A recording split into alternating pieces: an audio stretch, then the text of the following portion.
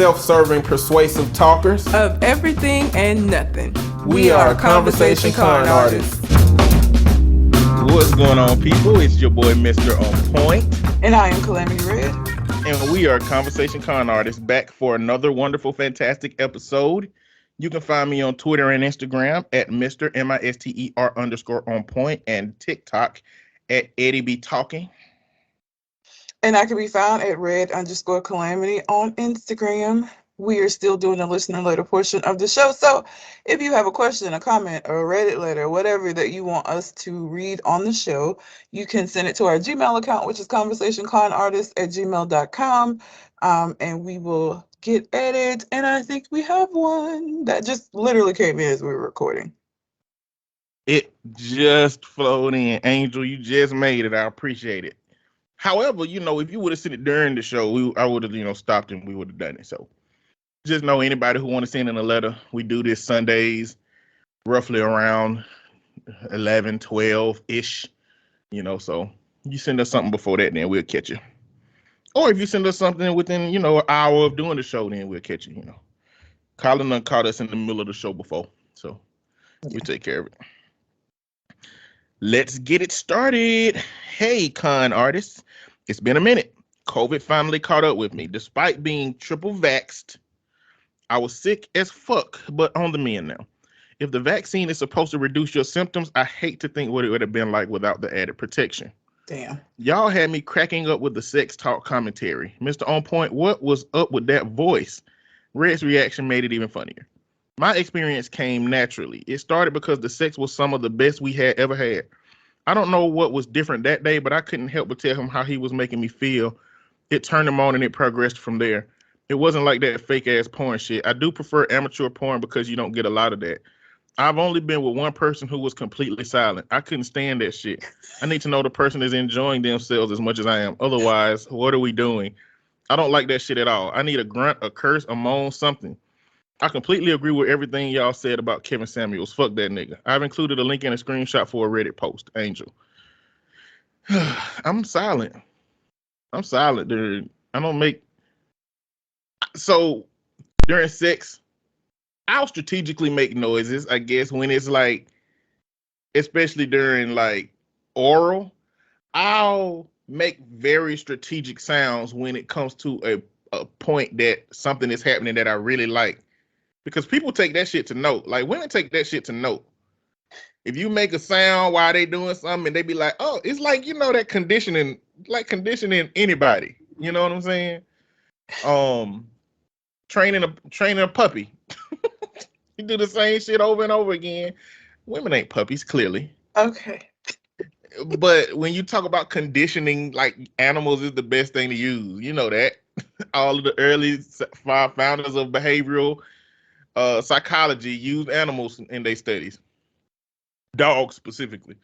But dogs and rats, But women are not dogs or rats. Women are women. But training somebody to do something is the same strategical system. You know what I'm saying?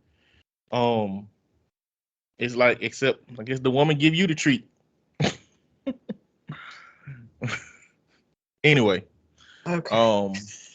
Look. Listen, you gonna take these letters from Angel where we talking about stuff that make you uncomfortable. That's just what it's gonna be. I'm not uncomfortable, but you're getting very close to comparing women to puppies and dogs. No, I wasn't. I'll make this clear. Okay. You gotta train a man too. Did it make you feel better? I have to be trained by my partner to know what they like because I don't know who they is or what they like. They gotta train me, okay? And we're not even talking about sex. We're just talking about things they like. Person gotta be trained, okay? That's what it is. Training happens across species. The easiest way to understand conditioning in the context of like small things you can do that make near immediate changes is with animals, dogs specifically. You can do real little shit and a dog will change like quick, thinking that that's what's gonna get the same reward. But yeah, it worked with everybody. But maybe and I've tried not being silent, but like I don't know what to say. I have no idea what to say. it's like I've been asked questions and I just be like, yeah, uh-huh. You know, like, does it feel good? Uh-huh. Like, it's just so lame. I don't know what to say, man. I'm just one of them people who is just like, I'm very conscious of saying something stupid. And if I say something stupid, then it's much, much worse than just not saying shit at all. You know, but maybe there's something I should work on. Or I wonder if your partner should your partner say, I want you to make noise? Like, I want you to say stuff. Like, would you oblige to that? What? I was sneezing. If your What? partner was like, I want you to make noise, like, I want you to talk back. I respond when spoken to. So, But what if they say, I want you to say your own stuff? I don't know. Depends on how Are much they I gonna like. have to give you like, depending on how much you like them? You like them a lot.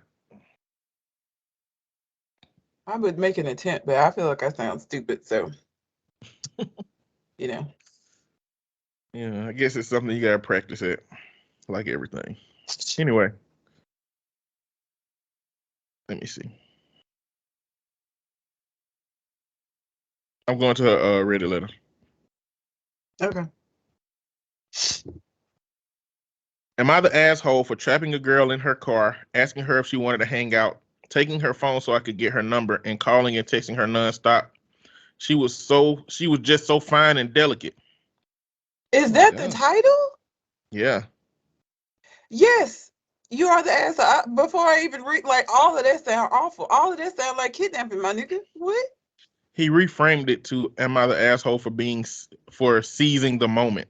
That's not what that is. Don't Nigga, you change seize it. the person. You kidnap someone. You That's seize the human being. All right, let's go for it. A week ago, I, a 29-year-old male, had lunch with some friends, and as we were about to leave, I saw a beautiful woman, looked my age, waiting in line for takeout. I watched her for several minutes, and she never noticed me, so I didn't approach. As we were driving away, I saw her coming out towards her car, and as she passed by an elderly couple, she gave them the most beautiful smile, and I knew I had to act fast. Her car was parked in a crowded area where there were no free spots, so against my friend's wishes, who were all in my car and loudly complaining, I parked at an angle behind her so she couldn't leave.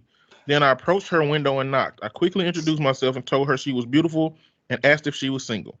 She said she was, so I asked her if she wanted to go and hang out with me. She said she was taking food back to her friends and couldn't, so I asked if she could see me that night, but she said she had work early the next morning. So I asked for her number, and as she seemed to struggle with remembering it, I asked her to hand me her phone, which I then took and called myself, so I had her number. Since then, I've called her several times, and she is not answering or responding to my text for her to call me back. A creepy. couple of my friends who are with me think I'm being an asshole for my approach. Personally, I feel a bit hurt and think she may be the asshole for not simply telling me she wasn't interested. I'm new to Austin, Texas. I was born in Turkey and lived in Boston for several years. I've never seen such a delicate woman. Her skin is porcelain and she had huge green eyes that with this unbelievably sweet voice. And perhaps she's just too shy and isn't used to someone so forward. But if I am the asshole for approaching a woman in this way, I want to know how so I can definitely not do it that way again or apologize to her if I was in the wrong without realizing. Edit. I see a lot of comments about trapping her. I didn't mean to trap her. There were just no open spots and I parked at an angle so other cars could pass. I didn't mean to trap her and didn't realize it could have seemed that way until after my friend said so. I don't normally approach women and wouldn't have her, but her smile just had me acting rashly. She did seem genuinely forgetful of her number, and I know it took me a long time to remember my own, so I figured it was the same. I'm gonna give you a smidgen of leniency due to cultural, because you were born in Turkey and maybe you lived there. I know he moved to Boston, but like, how old was he when he moved? But even in Turkey, I feel like this is problematic behavior. Like, first of all, I've had somebody do this. I had an old man. I came out of Walmart and I heard him behind me saying stuff, and I just kept walking because that's what I do. I don't like leave me alone. I came in here to buy dish detergent. Let me get home and wash my dishes or whatever the fuck. I don't even remember what I was there for. But anyway, I get in the car and don't pay no attention to him. Sitting in the car, get ready to back up. Do you know this nigga got in his truck and pulled his truck along the backside of my car to keep me from backing out? This was recently. This was this year that shit happened.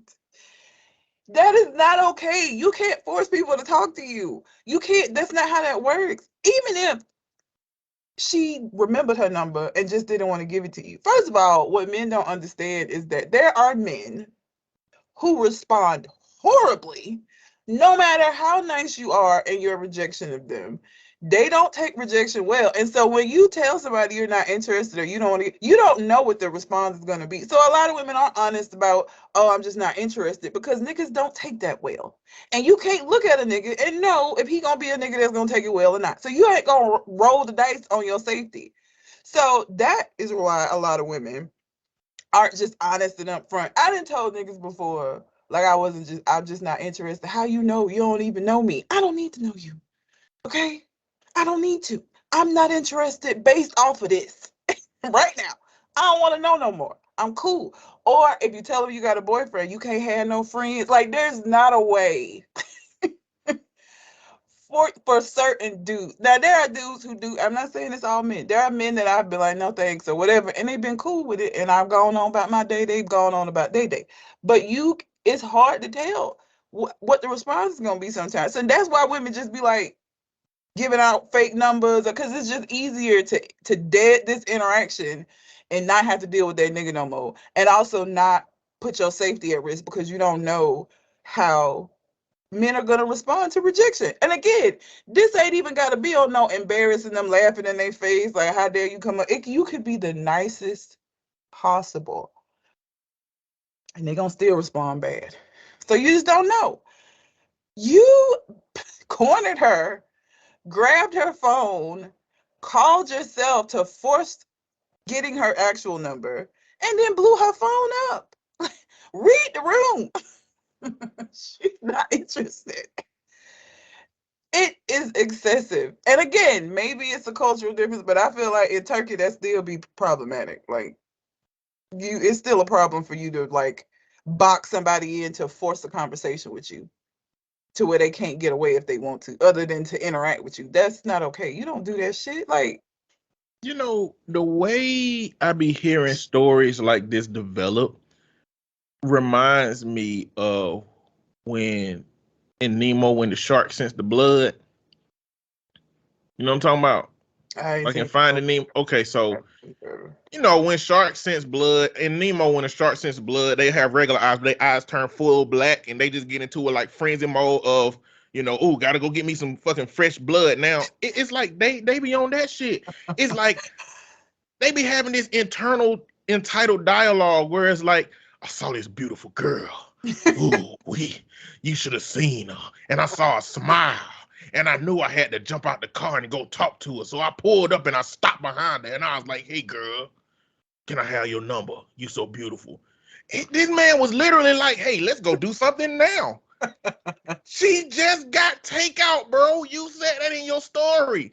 What the fuck you thought she was getting takeout for? For the stranger that she didn't know to show up and eat it with her? So that's number one, stupidity. The next stupidity is, well, how about tonight? Let's hang out. Like, bro, this girl probably thought she was finna get fucking sex trafficked. She thought she was finna get her ass snatched out of that car, threw in that car behind her, and rolled on. Yep. And you know what? I guess the struggle I have is that these niggas is the reason that if I say, hey, excuse me, miss, she pick up her purse and start running full speed. And I'm just like, damn, this is because of other motherfuckers. You know, like, it's hard for me to even try to be nice to a person, you know what I'm saying? Because they hit you with that turn shoulder where it's like they protecting themselves. And I'm like, damn. At least you recognize it. Because, like, I hear so many men that, like, have such negative things to say about women when, like, all I was doing was trying to ask her name. And what you don't understand, like I said, is that I can't look at a nigga and tell he going to respond poorly. So sometimes you just don't want to fucking roll the dice. I don't want to deal with it. So I'm just going to avoid the shit altogether because I don't know what kind of nigga you are. And y'all don't have signs above your head for me to be able to know that shit. So I'm not going to roll the dice that you might be a motherfucker that I'm finna have to have an altercation with. All because I wasn't interested in your bitch ass. Like, I'm not finna do that. If I can avoid it all together, which is why a lot of times if I'm out and I hear somebody be like, "Hey, what's up?" or "Hey, red," or whatever, or not so much red. My hair purple now. When my hair was really red, niggas would just be like, "What up, red?" Just some kind of identifying factor to let me know that they talking to me. I'll keep fucking walking like I don't hear that shit because red's not my name. They don't know I got a podcast and that I go by that. You just calling me red because of my hair. And you could be talking to any bitch with red hair for all I know. So I keep walking. Because sometimes you just don't want to deal with it. And like I said, you don't know. I can't tell by looking at you that you're going to be somebody who will be like, okay, that's cool. I hope you have a nice day and walk on. I don't know if you're going to do that or if you're going to be like, bitch, you ain't all that anyway. I don't know how it's going to go. And I don't feel like dealing with it today either way. So I avoid it. So at least you recognize that it's not that women are just out here being bitches. It's that I don't know a woman who hasn't had a negative interaction with a nigga that they tried to turn down politely. Whether it be when you were young, it happened a lot in college. Like young niggas and their egos and pride, that shit is easily hurt. So happened a lot more in college. I had a fake number I would give out in college just so I can give you a number to get the fuck out of my face. You know And we what don't women have should do? interaction. Women should have like 5 Google numbers on deck so that when they call you right away, your phone actually do ring, and then they just discontinue that shit afterwards. Like, well, no. The reality is women shouldn't have to deal with this shit. The reality is men should be in fucking control enough of themselves that this don't have to be the case, right? It's so stupid how many men are so deeply entitled to a woman's time and energy. And you know it's entitlement because again, I make this comparison all the time. If a big Terry Crews looking motherfucker came behind and said, "Hey, what's your name, brother? I like them hoochie daddy shorts you got on." They'll understand that shit real fast then. They'll understand how, it feels to be accosted, which is how they will perceive it by somebody who is interested in them that they're not interested in. But that's that entitlement that men have to women's bodies and energy, and men don't have to have the same fear. Because look, if a woman have came up to me and said, "Hey, what's up, beard gang?" That's what a woman have said to me before, and it's like I didn't have to think that a negative interaction has to come behind that. You know what I'm saying? Like when a dude say to you, "Hey, what's up, red?" in response to your hair color, you already know it's likely to be some bullshit. Like, especially if he call you red, he ain't gonna follow up with no respectful ass dialogue after that. If he was gonna be a respectful person, he would have introduced himself and asked you for your name instead of just calling you by some physical identifier. Yeah. So it's so, as an ally to women, an advocate for women, I understand that women go through this shit, and it's fucked up that so many people don't know how to read the room. And this guy, and the crazy part is he wasn't even listening to his friends. And Because they trying to tell you.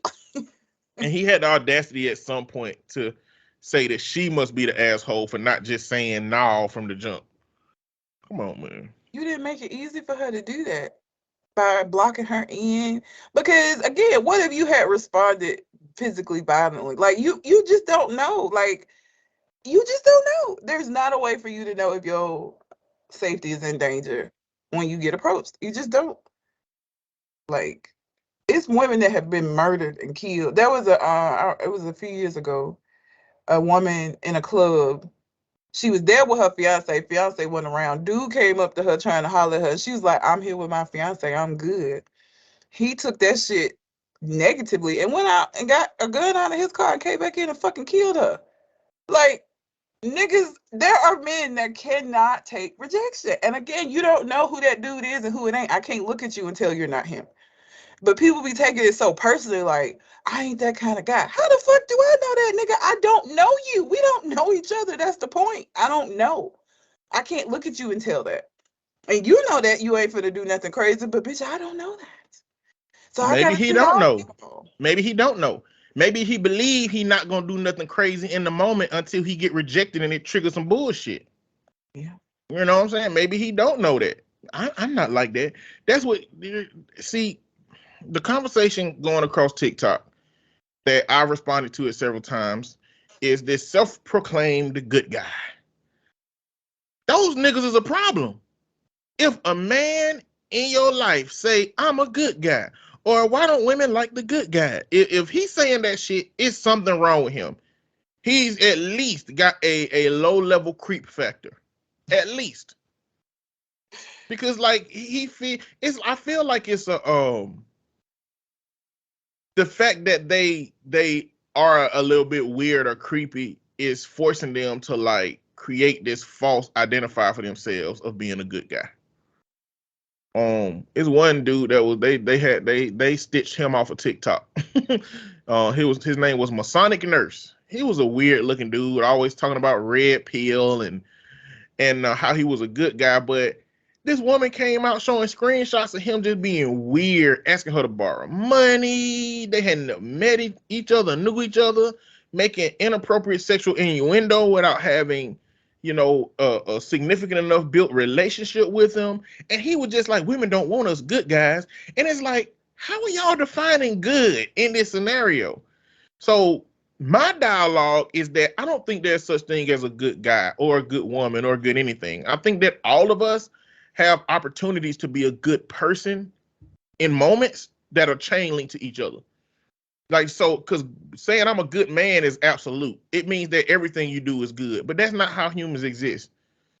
I mean, I can look at moments where I was good and moments where I wasn't, identified as good. And we got to take that shit. We have to accept that the combination of our whole existence ain't a whole string of good. And just saying we good don't account for the bad.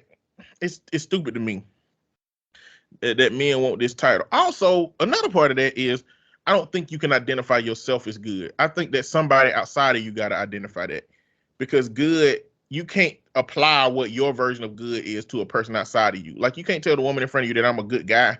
She got to determine that. Because she defines good. It's different than how you define good, but it's this America, man. His friends better keep him up, because the wrong woman will pop him in his goddamn chest 2 times before he get away from that window. Motherfucker gonna be on the ground breathing out his neck. Motherfucker gonna have to, in the movie, the action movie where they have to cut your throat and put a straw in your neck so you can breathe. Yep. His ass gonna be on the floor with his friends, goddamn, saying, "We told your motherfucking ass, Vladimir." What's a Turkish name? I don't know. I know Hassan. Hassan is a Turkish name because I listen to Hassan Piker. And he from Turkey. Shank Ugyar, the head dude from the Young Turks. Okay. Oh, you don't know who that is? No. Turkish names. Hold on, let's get some Turkish names real quick. Denise, Isra, Emre, Delara. Which one of these motherfuckers sound like a creep? Khan, K-A-A-N, Khan. That's the creep. We're gonna call him Khan. Khan, goddamn. That's why your ass breathing out your fucking neck, because you goddamn running up on these women. We tried to tell your motherfucking ass. Khan shouldn't have did it. Yeah. You're an asshole, sir. Don't do that shit no more. Don't do that shit no more. Ever again in life. Please. Tell me this. How so if a dude came up and blocked you in, right? Mm-hmm. And I was across the parking lot seeing this shit developed. I was seeing your body language. I could clearly tell that this dude, y'all didn't know each other and he was trying to get your attention. What could I do as somebody who was trying to stop that? What can I do that would be beneficial to you? Because another dialogue that's happening is like, well, these problematic men are problematic because the men that could do something ain't doing nothing, so it make everybody problematic. And it's like, I understand how that works with cops, but it's really hard to know how that works with just people that are completely disjointed and disconnected. Yeah, because you walk up, he popped two of you for trying to help. That's the difficulty, right? Like, what am I supposed to do? I don't know. Because I feel like it's just as creepy if I run up and act like I'm your partner you know, trying to do like you have to be a specific kind of woman who is of a certain intelligence who can kind of like read people's behaviors to see that I'm kind of harmless and I'm trying to help you. So it could be just a moment where you think two dudes trying to holler at you at the same time. What could I do? What could I do if I had really good intention with that moment? Should I say, "Hey, are you okay, man?" You know, should I act like I'm a stranger that's intervening? Again, Should I go talk to him and be like, "Bro, like, why are you blocking her in?" Clearly, like, what could you I could do? do any of those things, but What do you think would make you more comfortable in the situation? Like, what? I don't know, because like here's the thing, I would feel awful if somebody came over and intervened and got hurt trying to help me because this nigga spazzed out on both of us. I would eternally feel bad about that this stranger was just trying to like be a good person and end up getting hurt because of me. And I ain't even think that I might put you in danger doing that. Because he may spaz out on the both of us. Because all you had to do was say no or give him your fake number and he move on. Yeah. But now he done got super mad. He violent now. The answer is niggas stop doing that shit. Stop doing that. That's the answer. Niggas are too entitled and obtuse. Like they don't understand what they doing. They can't read the room. And that's what it is. They social groups is an echo chamber of niggas that do fuck shit to women and they don't have any measure of accountability while they doing it. So they gonna keep doing that. Well, what can I do? I don't know, because again, these are situations in which there's a lot of unknown things, right? Neither one of us know what kind of guy this is. So you put your life at risk by coming over. Because again, this could be one of them niggas that just like go pop the trunk over some silly shit. Like he might be that irrational of a person. You don't know. And I've had niggas respond. I ain't never had nobody pull a gun on me or nothing, but I've had niggas respond very negatively to like just nicely saying, "No, I'm not interested. No, thank you, but no, thank you." Like they don't like that shit. They do not like that shit. So again, for the men that are saying, all you got to do is no, it isn't. You can be nice, and they still, if it's a man who pride is inherently tied into his ability to get bitches, and you're one of these bitches that say no to him, it don't matter how nice you are for somebody like that. And again, I don't know which men these are. If they had red flags waving over their fucking head and I know ahead of time, then yes, but you don't know.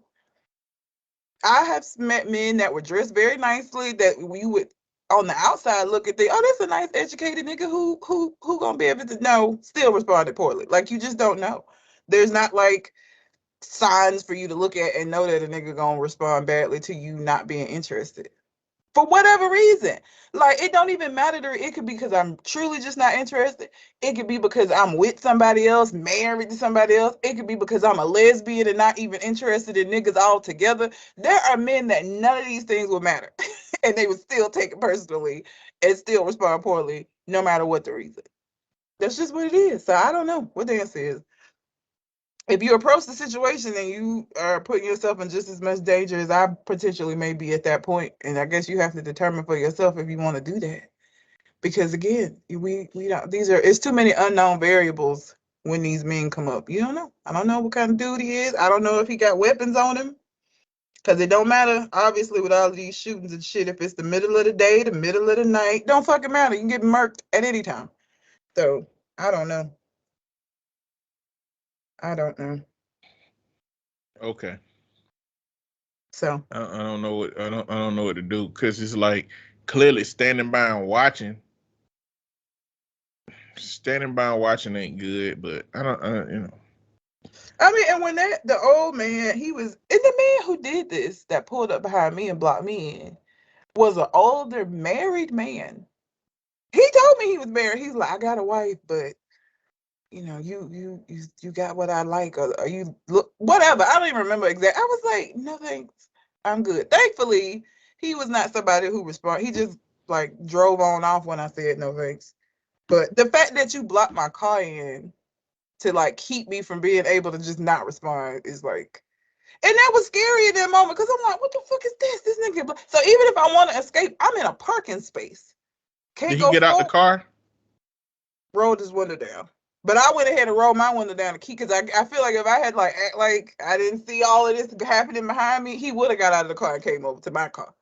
So he rolled his window down. I went ahead and rolled my window down to avoid him from potentially getting out of the car. Maybe. I mean, it went over okay. He drove off and he didn't cuss me out or call me no name. He knew he was married, so I mean, I'm sure he knew in his mind that his chances were a lot slimmer. But yeah, man, niggas be crazy. I don't know, but yes, sir, you're an asshole. Don't do that shit no more. I don't give a fuck. And justified it by saying her smile was just blah blah blah, and her eyes were green. It don't matter. You're not entitled to any of those things from her. She can walk around smiling with green eyes, and it ain't got shit to do with you. That is not a reason for you to like force interaction with her because you like how she looked. Like, okay, like it from afar, admire it from a distance, and move the fuck on. What the fuck? That ain't no justification because you like her. Okay. The fuck? Okay.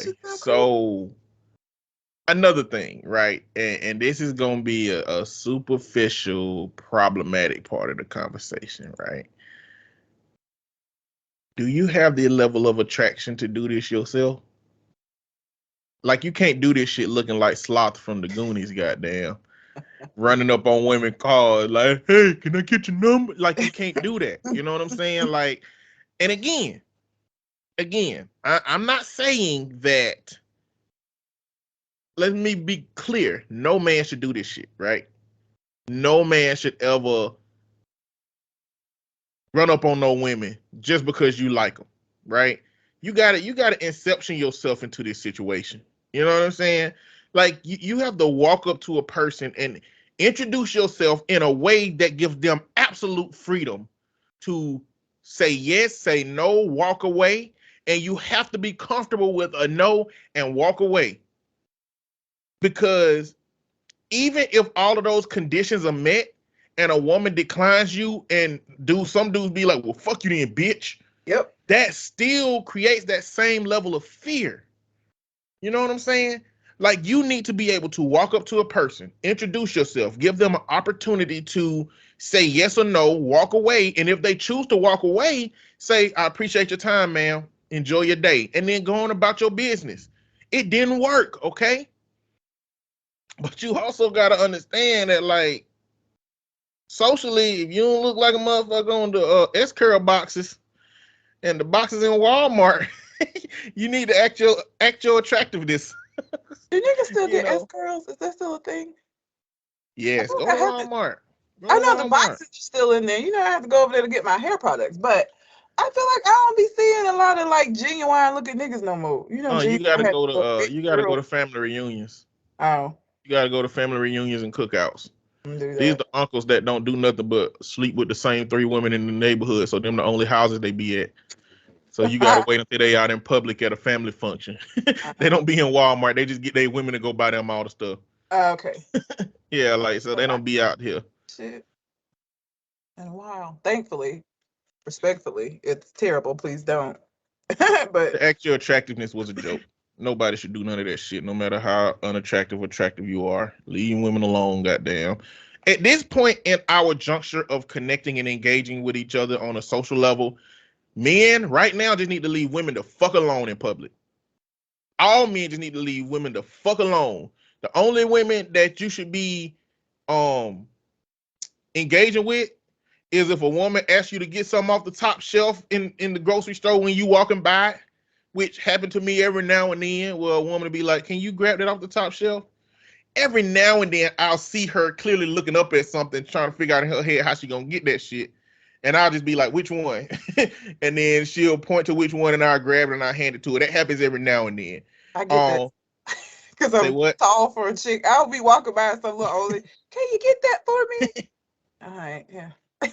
But it's like, I be calculating shit. It's like, you know how when the Terminator walking around and like they show through his eyes, you see all these little calculations being made. I'll be walking down the aisle and I'll just be seeing her looking up, being short, looking to the left and to the right, probably looking for an employee. And then I'm like, she need help. And then I'll just be like, which one? And then she'll like, help, and then I'll keep it moving. Like, I'm not giving no hint that I need something from this. I want something from this. Then I'm trying to engage. But again, I'm a different kind of dude, man. I'm a respectful person. I don't need validation or approval from women. I am not overtly just seeking women to exist in my life. A woman who is attractive and just utterly gorgeous and beautiful, I recognize it as a moment for me to get to view this kind of beauty that exists. And once that moment is over, it's gone. And then I keep moving and I'll see that again at some point. I don't have to do something about it. I don't have to like, ooh, I want to talk to her because man, she look good. Like it's a million fucking people that look good. I mean, let's leave it alone. And and that existence is not hard, but it takes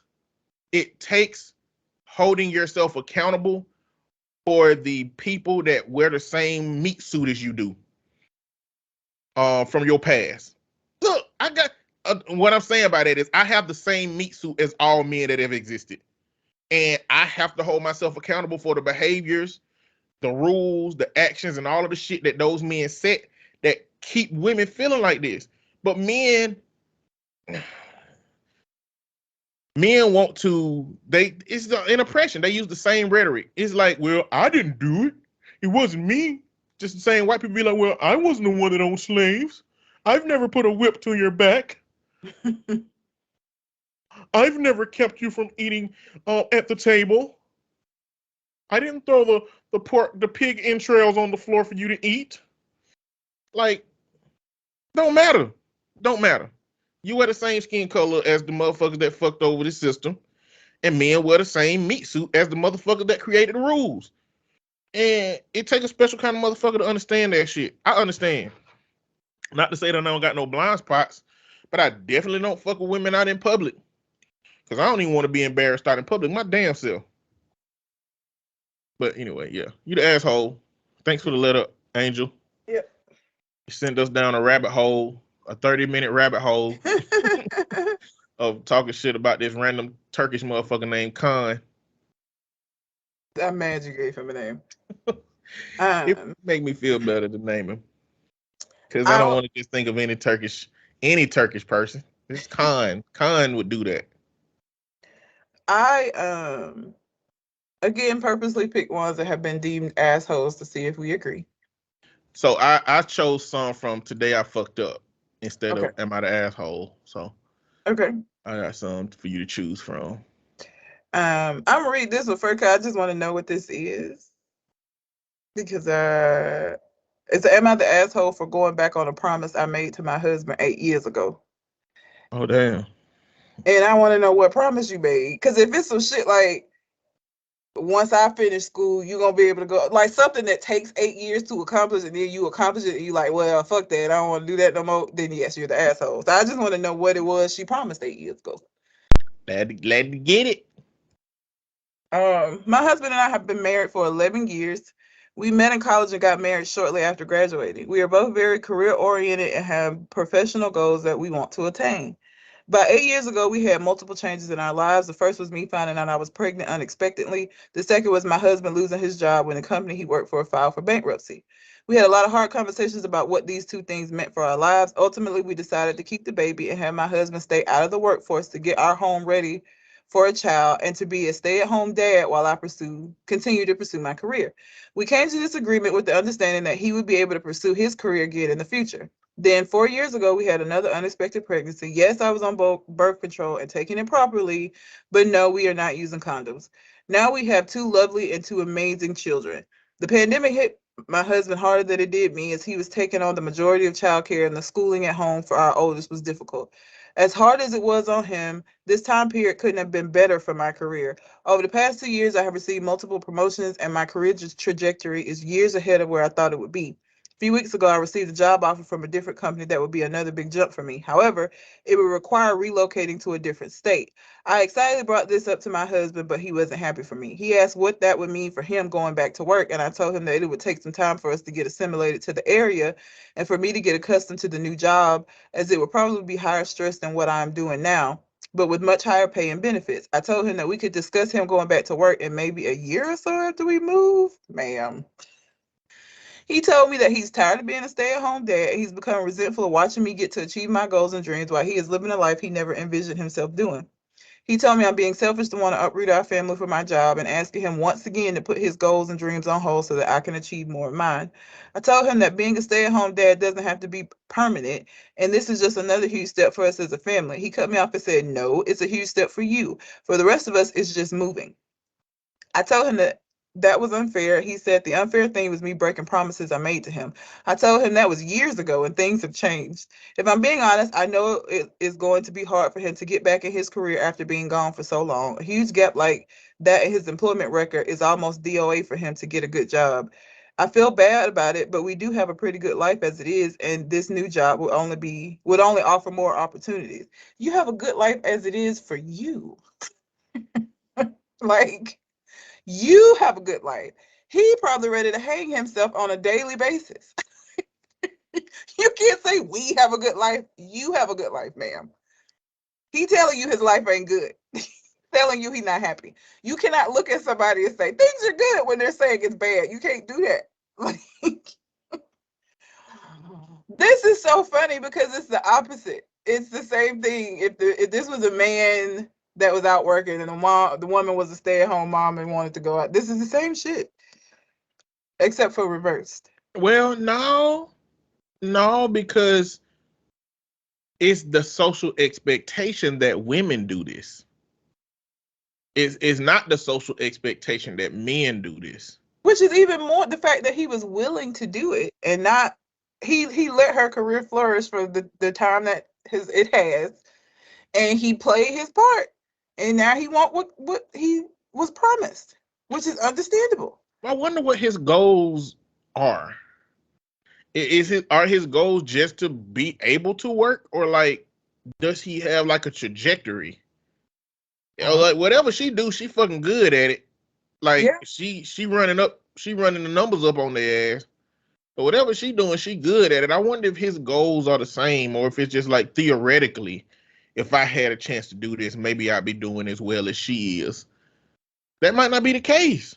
Even if that's not the case, he don't want to be at home all day with 2 fucking kids and not doing anything. Even if his career wasn't going to be as successful as hers, it doesn't mean he shouldn't have one. It shouldn't mean that he should just continue to stay at home. And like doing that shit during the pandemic, I'm sure was awful for everybody. So he coming off of 2 years locked in the house, not only doing like all the household stuff, but also like doing school shit with the kids because they were there. Like, he want to get out. Even if it was to work at fucking Burger King, he want out. He want out.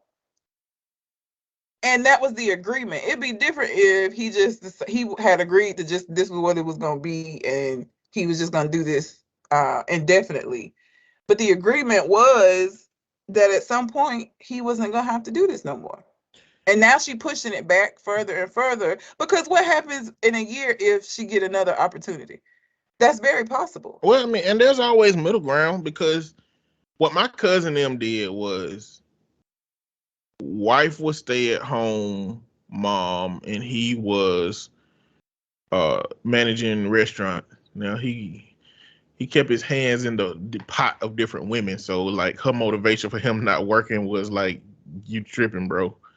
And so they switched roles. They switched roles to him being the stay-at-home dad and she working, which works for them better than anything now, because I think she was getting a little overwhelmed with taking care of the kids.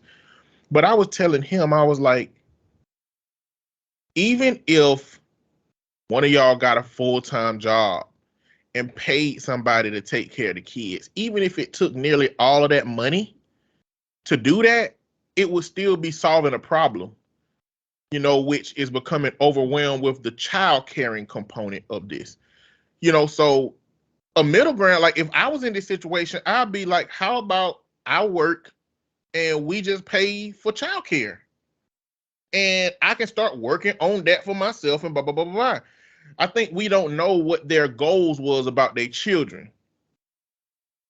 You know what I'm saying? What do you mean? Because why would he ever have to have been a stay-at-home daddy for 8 years? What, like, would they go really to just homeschool their kids? No, they weren't. They were going to school before the pandemic. It said that he started doing the school shit when the pandemic. Oh, that's just the two. I don't know, man. I feel like should the husband take any consideration that the pandemic threw a lot of stuff off for those 8? So the first 6 years we were still on trajectory for that 8-year plan, but then the pandemic happened, and now like shit done changed. But it didn't It's change for usually, her. It didn't change her trajectory. Like the 8-year goal for her career is still what it was. She said that the pandemic was great for her. So the pandemic didn't knock her off her trajectory but I'm saying she said it hit him harder than it hit her. because the pandemic was now where he not only was doing household stuff, but the kids were at home. So he was having to do more with the kids because kids weren't in school for 2 years. Oh So yeah. he was having to do like schooling, making sure they were turning in assignments and shit and having them there 24/7. I think is what she means. They were going to school before that. Then I think to me his argument should have been a little different. Like his argument shouldn't have been, this is what you promised 8 years ago. The argument should have been, I didn't expect for this level of overwhelming to have happened with these kids over the last 2 years. And this, regardless of a promise that would have been made, I need out of this situation. Like I need out of this direct child care situation. It would help if it was something that can tend to my career. But I think that you create a different conversation when you hinge it on trying to hold your partner to a promise that was made 8 years ago that has clearly had some significant changes in your relationship. Like say that shit with your chest. Just say, this moment for me is not sustainable. Mentally, physically, emotionally, career-wise, this is not sustainable. I don't know if that make a difference. Her thing is we're just gonna do this. You just give me another year. So even if he said that, I don't know that would make a difference for her because she just wants him to hold it off again for another year. But her perception of his argument is that he wanted her to hold a promise for 8 years that she made 8 years ago. She's intelligent enough to have this kind of a trajectory for her career. She said herself that she knows that the pandemic was hard on her. These are not things she doesn't know. Then that means she's deflecting then as it pertains to her husband's needs. Yes. Instead of saying, what I think it more is. Because I feel like what she should be saying, she shouldn't be asking if she's the asshole. She should be saying, I understand that my husband is in a situation that he doesn't want to be in. I know that everything he's doing is probably overwhelming him. I understand that like he's supposed to be out of this situation, and I should probably take a little bit of a loss in order to, get him to a place that I think is going to be better and healthier for both of us. Like, how can I help him get there? But she's really saying, no, my career come first, and he just gonna have to deal with this shit for another year. Yeah. That's what the problem is. Because, like, all of that stuff she knows. She says she knows it was harder for him. It was harder for everybody, and it was good for her. She got ahead in her career more than she would have had the pandemic not happened. So it's not like she's unaware of how much stress he's under. She said that even the oldest child was having difficulty in school. And so that specifically with that particular child was difficult because they weren't taking, I don't know if they weren't taking to do a homeschool well or whatever the fuck it was, but she aware of how hard it's been for him. She just want what she wants. She want to continue her career as she wants to take this opportunity because she feels like it's a good opportunity, which it very well may be, but you cannot just ignore the feelings of your significant other. That's part of being in a relationship and being in a marriage. You don't just get to do all the things you want to do all the time and continue to put somebody else's feelings off because he probably ain't got another year in him. 2 years of like 24/7 with them fucking children, he ain't got another year in him. And then think about the impact of moving them and how difficult that can be for kids and adjusting to a new area because she want to move to a whole nother space. Like, no ma'am. I'll gladly be a stay-at-home husband. I don't care. Even if the kids driving you crazy? Hell yeah, because we'll pay to get them kids took care of while I'm goddamn. I'll take care of them for 3 hours. The other 5 or 6 hours, them motherfuckers gonna be somewhere. That's how I feel about that kind of situation. If I'm overwhelmed, if there is no family support and she making money, she can afford childcare if this is overwhelming me. It's the same thing if I was the breadwinner and my partner would stay at home and I was getting home and she didn't have the energy to engage, it's clear that the kids are overwhelming her. It's no way in hell I'm gonna let her keep doing that shit every day. Ain't no way in hell I'm gonna let her keep doing that shit every day. Whether we gotta pay somebody to come in and be in the house with her, in-home nanny, whether we gotta get a babysitter at a certain time so that she can do what she need to do to tend to herself. I'm gonna make sure she has a healthy self-care pattern, if that's gonna be the case. Like if you making the money, like just negotiate. Look, you making the money. If we move, you're gonna be making better money. We're gonna have to get some child care. I would prefer that child care to be with the possibility of me working because I do want to work.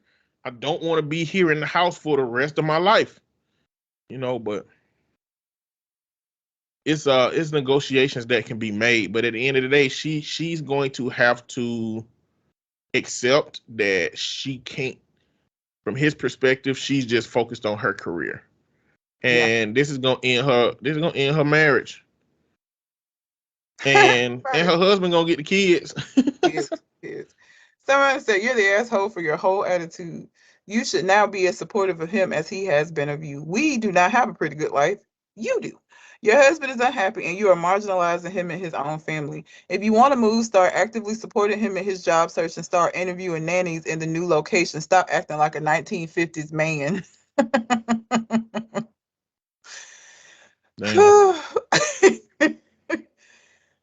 um so yeah. This lady said, well, men have been doing this forever with implicit societal permission. I agree that the OP is an asshole.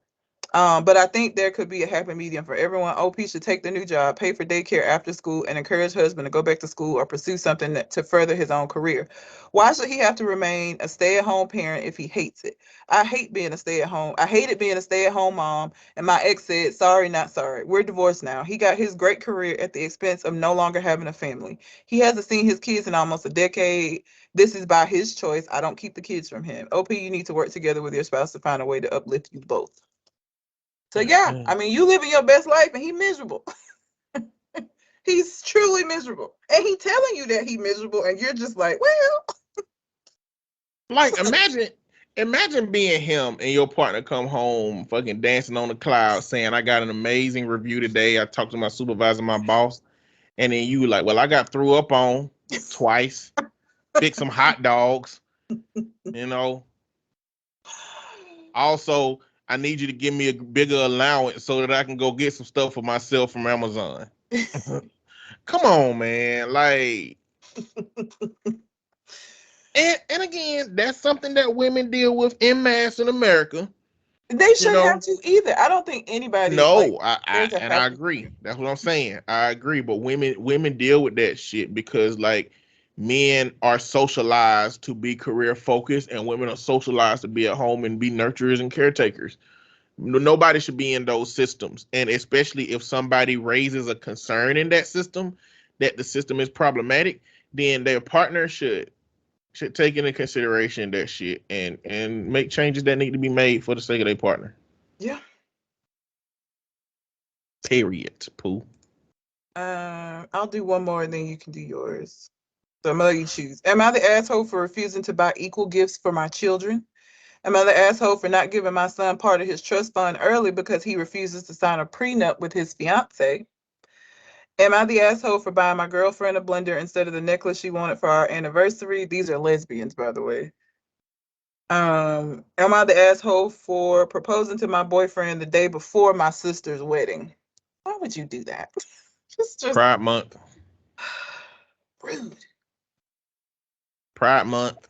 Oh, you want to do the lesbians? Yeah, I wouldn't do that if you wouldn't have said that, but yeah, Pride Month. I only know because one of her first sentences, it had a little beginning, is that we are lesbians. Yeah.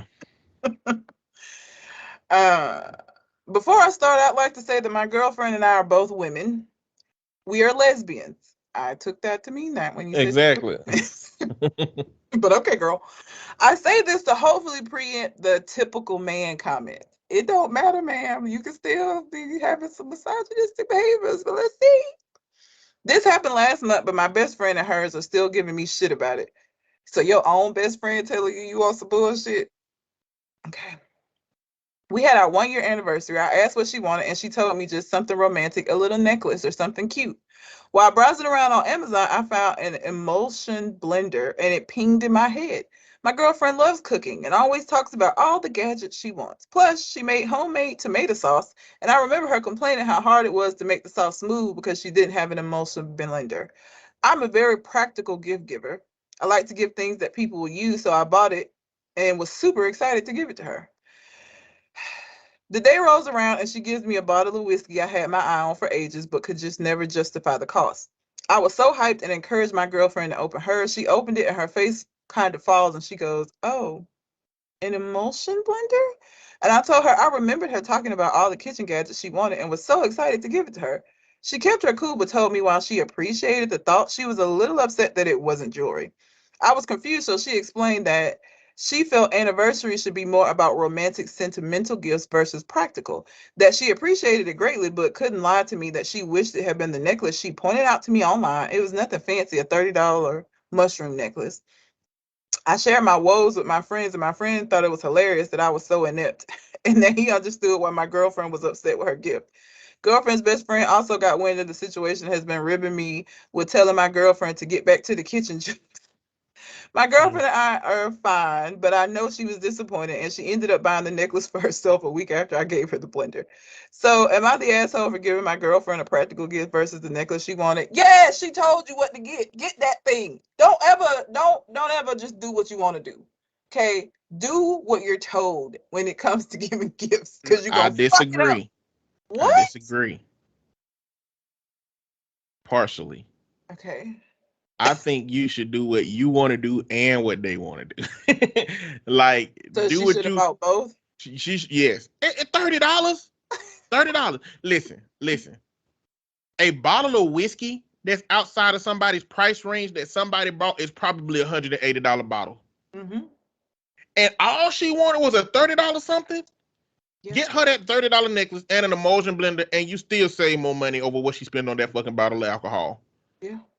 Don't just get like anything. Get first thing she should have showed was she could have did the shit like. So what I did one time was like I bought like 7 different gifts with 7 different bags, and I just put them all over the house and just let her just walk through the house and find different shit going on. Mm-hmm. You know what I'm saying? Like get a main gift and get other cheap shits.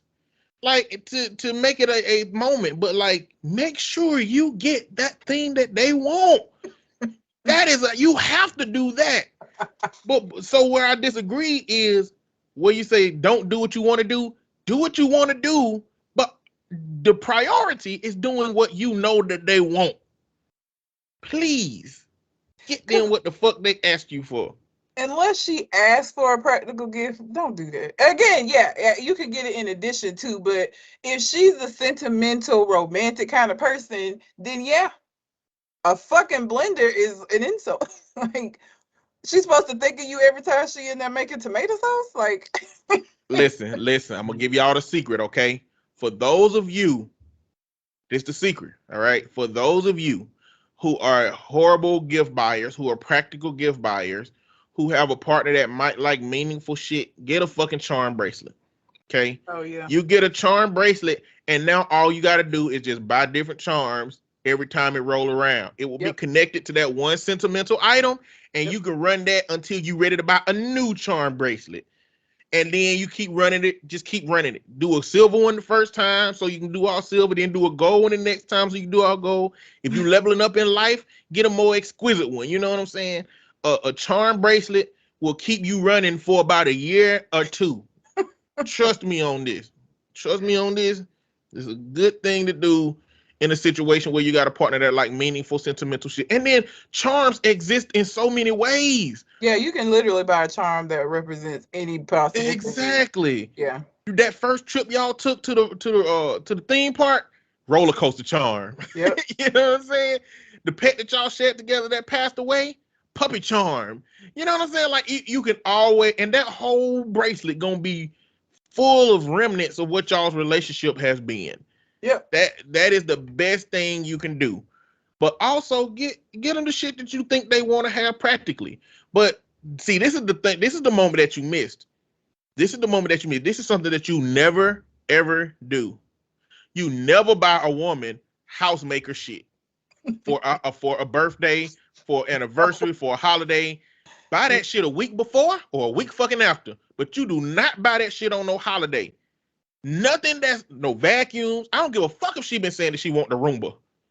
The Roomba costs $500. It's a good ass gift. But if you buy a woman some cleaning up shit on a special day, you asking for a fucking breakup. You even if you don't break up, you asking for no sex for a week. Or if she do have sex with you that night because it's a special day, it's not going to be the level that you want it to be. It's going to be a mediocre. Don't buy no woman no rugs. Don't buy her no goddamn vacuum. Don't buy her nothing for the kitchen. Don't buy her no cleaning up shit. That is something you do not do ever. Buy that shit a week before or a week after, but do not do that shit on the day of. You are asking for fucking trouble. I think what this also shows is that, like, same-sex relationships have a lot of the same problems as straight relationships. So, like, them both being women did not give her the key to know that that was a bad move, because that ain't who she is. So she still didn't fucking know. But she see, still fucked up. that don't make it. That's social shit mostly. The thing that matters with same-sex relationships with women, the thing that matters is that she probably getting more orgasms in one night than she done got from her whole life with men if she is bisexual. That's the thing that same-sex relationship with women grant women an advantage. And that don't mean that, like, especially in a lesbian relationship, it don't mean that the more masculine presenting partner don't, co-opt misogyny and toxic masculinity and, those things. And again, men do have a certain profile in our society and women do have a certain profile in society. So more masculine presenting or women who have a more masculine identity, they're going to probably think more like men than not. Yeah. On that male profile for whatever reason that happens. So yeah, they can be lost. Like, again, she been playing football and basketball with the boys her whole life. What the hell she supposed to know about how to buy a woman a gift? It's the same reason I don't know how to buy women no damn gifts. I've stopped caring. So in my relationships, I started off buying gift cards, and apparently that's like wrong. Don't buy gift cards. No. Because again, to me, that's a practical gift. To me, that means I bought you anything. I bought you anything you wanted. You just got to go get it. It means you didn't know her well enough to get her a gift that she would like. That's what it means. Look, I don't care no more. I get you what I want you to have. I give you all I want you to have. Like, I don't do clothes. I don't do shit that you got to fit in because, I done been with enough women to know that, like, if some shit don't fit the way that they want it, then they ain't going to get it. And, like, don't do that. Don't try that shit. It's just going to go bad. What's another thing that I bought that I was like, no, I can't buy that no more. I can't remember. There's several things that I won't buy no more because it's like, this is not good. So I buy motherfuckers electronics, cool ass electronics, upgrade phones, like practical shit that like somebody gotta like, you know what I'm saying? You gotta hype it up. Wait till you use that goddamn camera though. Wait till you use that camera on that phone. You gonna fuck with it. But sometimes meaningful stuff. It's just hard to do. For me, it's hard to do that consistently and over a long period of time. It's like I bought all the shit that was meaningful to you at the first year of the relationship. So now I'm just freestyling. But yeah. That's the situation. So yeah. All right. I got 5 of these. Now I want to do one of them. So I'm going to read you these 4 and you can tell me which one you want me to go to. Today I fucked up by getting high for 3 days straight the first time I tried weed. Oh, I meant to ask you, have you ever smoked weed or tried an edible? I've eaten edibles. I hadn't smoked weed. How was that experience? I went to sleep. I don't get how people like do that and like go out and be productive. I went to sleep and woke up like 3 hours later. Like I just went to sleep.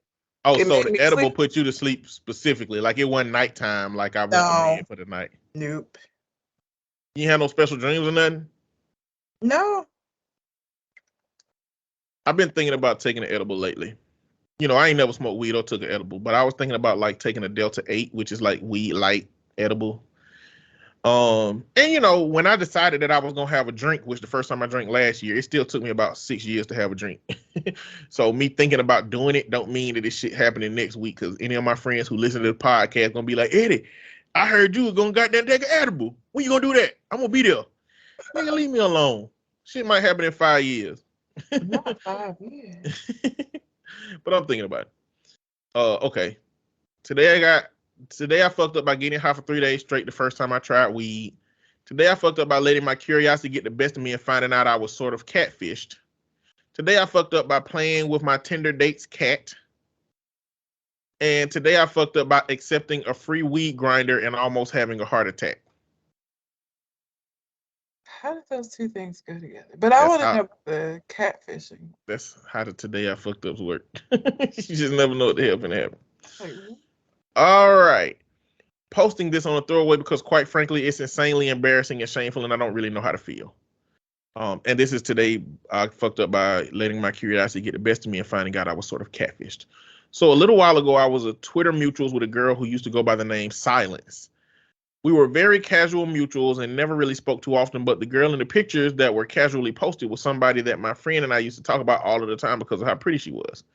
This girl will routinely disappear from social media and come back on a new account and follow me out of the blue, which we always thought was really weird. Until one day where she just disappeared and never returned, which was over a year or two now at this stage. I never really kept track of how often or how long this happened. So my interest today got the better of me. I wanted to know where she disappeared to, but I had no leads other than some pictures of her that were sent to my friend and some old usernames that led to nowhere. So I reverse searched some of the pictures and found nothing until it led me to one website. A Come Tribute website what? dedicated to girls having their profiles posted out of their knowledge so that people could edit semen over their faces. I didn't expect this, y'all. I'm sorry. I was like, what the hell? How are so many of her pictures posted here? There's more here than I've ever seen before. So then I linked it to my friend who noticed that one of the image files alluded to the girl actually being 16 at the time the photos were taken. And I'm sitting here like, what? There's no way. I did a little more digging to see if I can find out who was really in the pictures once and for all. And after a little more digging, I found an Instagram account with a decently sized following. And yep, this girl is only 19. Back when I was mutuals with that person on Twitter, it must have been around 2018 or 19, or possibly even earlier. The more I looked through the full body pictures, the more obvious it became that this girl was obviously a lot younger than I thought she was, a lot more full body and full face pictures. The person behind the Twitter account was being very selective with pictures that were uploaded, and the thought that she could have been younger than 18 never crossed my mind. So I'm not really sure how to feel about the whole situation. A little bit dumb that I indirectly got catfished, a little bit dumb that I couldn't tell the person in the picture was actually a minor, but a little relieved that I actually know who's really in the pictures once and for all. I've considered messaging her and making her aware of the website, but honestly, there's no good way to approach that kind of conversation because I was admittedly being a little creepy by trying to find her again in the first place. So I think I just better leave and try to forget this ever happened. Okay. I got nothing. Let's go. I'm gonna go through some of the comments. Just as a bit of a PSA, you might want to let the victim know that her pictures are being used this way. A simple someone was using your pictures to try to catfish me. I did a reverse image search and they turned up on some pretty nasty sites. Is plenty. Not that you would, but please don't creep or nice guy the victim in the process.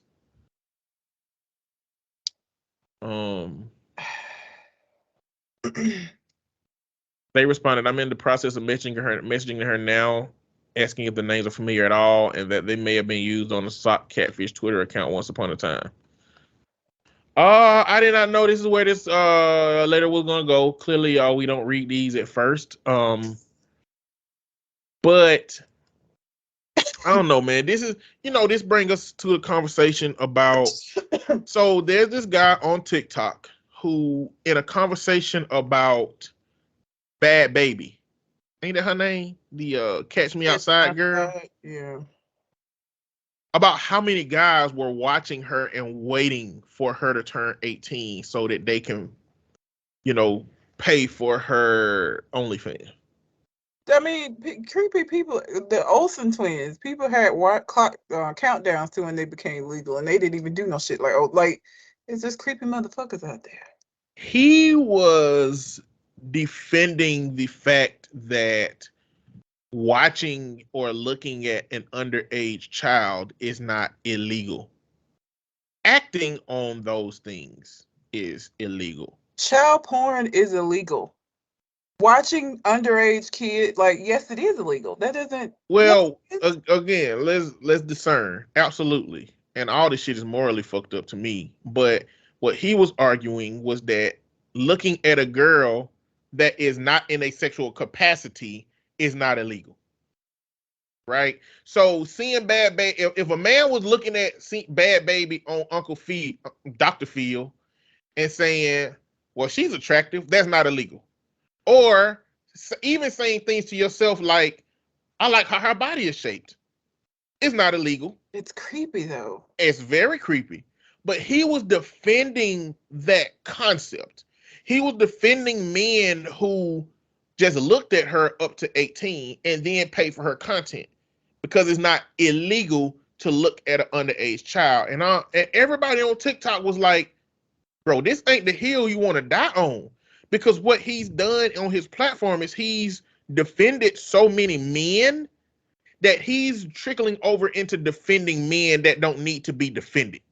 Because a lot of those men is going to have a high overlap with predators and predatory behaviors, even if there's a small group of those men who ain't that. You know what I'm saying? So you got to do your research and be careful about goddamn people who are too young. And it's absolutely wrong to be dealing with people that's too young. Looking at them, thinking about them, and you know what? To me, it's something wrong with you if you find that. Because again, I worked in high schools. When I was in Birmingham, I'm in high schools, I'm in schools all over the place. And you know, aesthetically, I could recognize that girls were overdeveloped. I could recognize that boys were overdeveloped. But the level of immaturity that exists in how they engage and go about place don't allow me to process those people as anything other than children at all.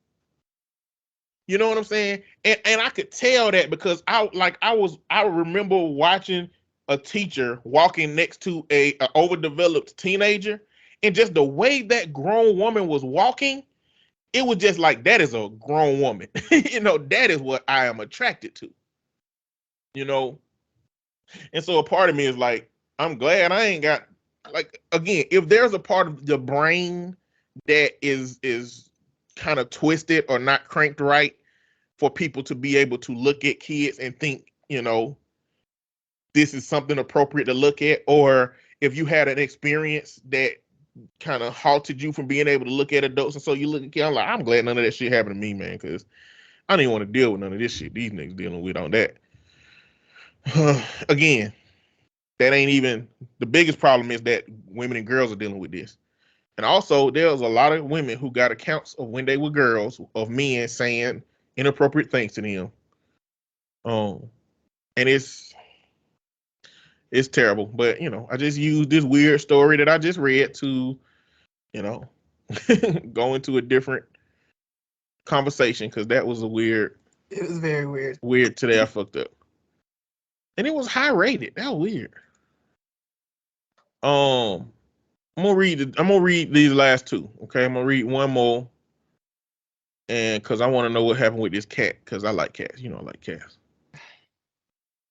Today, I fucked up by playing with my Tinder date's cat.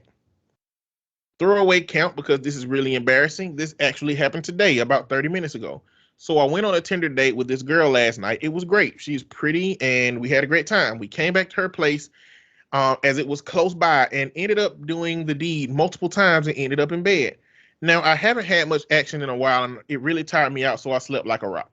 Fast forward to about half an hour ago, I wake up butt naked alone in her bed, but I can hear her downstairs in the kitchen. So I'm tossing and turning for a bit when all of a sudden this gorgeous gray floofy kitty comes and hops on the bed and starts purring like mad. I happily oblige and pet the shit out of it. I love cats. I didn't have the covers on me as it was hot and this cat felt so soft, flopping itself around my skin. So the cat starts getting playful. Yeah, the way he's describing this shit is like, it's weird. So the cat starts getting playful, hopping over my body from one side to the next, and I'm rolling side to side, tickling its belly in between. But when I roll over next, my schlong flops over with me, sailing through the air in a perfect arch. Just before it slapped my belly, the cat pounced straight onto it and dug 2 paws in, one on the shaft and one on the head. I fucking screamed in agony, sat up, and started trying to pull its claws out of my sausage. The one on my head came off straight away, but the claw was still hanging on for dear life about halfway down, which was fully lodged. The cat started to panic because it was stuck. I heard my date running upstairs, and as she came up, I was sat up on her bed with her cat buried in my crotch, holding onto his leg, trying to free it. I whimpered, "Cock stuck, help," and she burst out laughing, but reached over and unhooked the last claw out of my shaft, leaving me naked and embarrassed. I waddled over to the bathroom with blood trickling down onto my ball sack and sat at the toilet dabbing the little holes with tissue. I sat here now with tissue pressed against my member as I write this, going to have a shower, I think. Edit. Okay, I've been reading the comments and apparently I should see a doctor. How the fuck do I explain this scenario? Okay. It looks like I need to stay out of today I fucked up, or or I need to read these before I get on here. I need to screen these motherfuckers. Okay. They all go sexual. They all go weird. But yeah, I don't even know what to say about that. His description leading up to it was awkward and weird. I still like cats. I still like cats, but I would not play with the new pet of a person that I just met, especially if I'm in their bed naked. Like, I wouldn't do that. I wouldn't do that at all. I at least put my drawers on. You know what I'm saying? Like, I'll get up, put my drawers on, my pants on, or my jogging pants on, or whatever I got, and be like, okay, hey kitty, like, but like doing that naked, no. All right. This is the last one. Today I fucked up by telling my girlfriend I like her curves, and now she thinks I think she's fat and wants to end the relationship. I mean, too long, didn't read. Told my girlfriend I fancy her because of her curves. Now she thinks I think she's fat, and I'm validating her thoughts of being fat and hates the idea of being around me because she thinks that's not how I see her. We had been apart for some time, and I said I missed her and was looking at old photos because I love and fancy her. She asked why I fancy her, so I pointed out how much I love getting lost in her eyes, her smile, things about her personality. Then I said, I love your body and your curves. I know she's insecure about her body and wants to lose weight so she can be more comfortable in herself.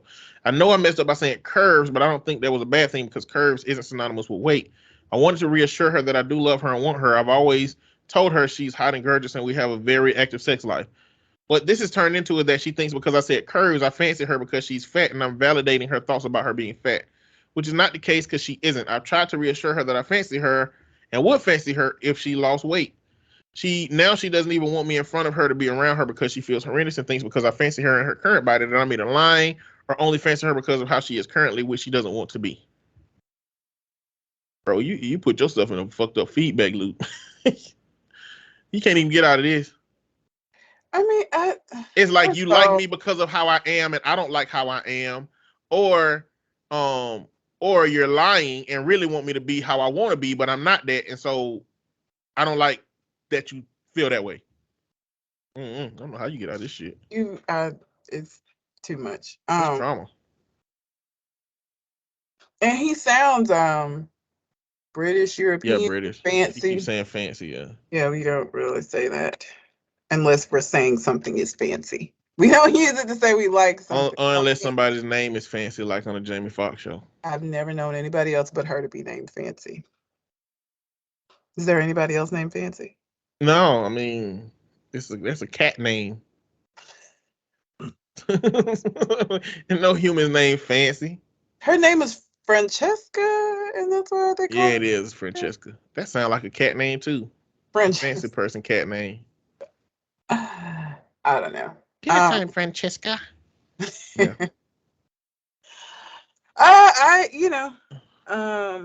It was an honest mistake, because there are women who like being called curvy. Like I gained weight. I was like really small. I don't even think I realized how small I was until I look back on pictures now and be like, damn, my head was big compared to my body. So I don't think I would get upset about somebody saying that I was curvy. So I mean that whether or not somebody gets upset is going to be solely dependent on how they see themselves and how they view themselves. And how they define the word curvy, because our Yeah. whole bodies are literally curves. Like that's just what it is. Like the skinniest person has curves still.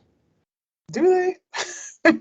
I mean, there are some straight up and down stick motherfuckers out here. I mean, but not most people. But it sounds like she's got the actual definition of curves, but she just don't want to hear that shit. Yeah. I mean, I don't know what to do about that. Honestly. What can you do? Yeah. Really. Can't Uh, do shit.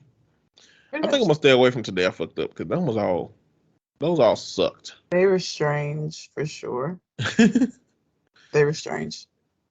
But just so this is the thing. When I read it, when I read it, I thought that it was him giving a criticism of her, not him intending to give her a compliment. So that threw my brain off from what I expected, because I was gonna be like, listen, man, there's no way to tell your girl that you want her to lose weight without being a dickhead. The best thing you can do is going ahead and adopt the fact that you love her as a person and just accept whatever the output is. If you liked your partner how they was when you got them, then, be prepared to weigh out how much you like that person with whatever they got on the outside at this point. But like coming out and telling folks, like women telling your man that like his meat ain't big enough, that's what's gonna kill men. Ooh, hairline. Talk about a man hairline, that's gonna kill him. A man who beard can't connect, oh, that's gonna murder the boy. What else? Muscles. If he working out and his muscles don't fall in the right place, or he losing weight and the weight don't fall off in the right place, that'll kill him. But I was like, it's you can't really it's not, there's certain things that you can't really say to a woman in a way that ain't gonna turn into some kind of backlash, unless you got a woman who is very open to criticism and very open to doing things differently for the sake of your aesthetic pleasure.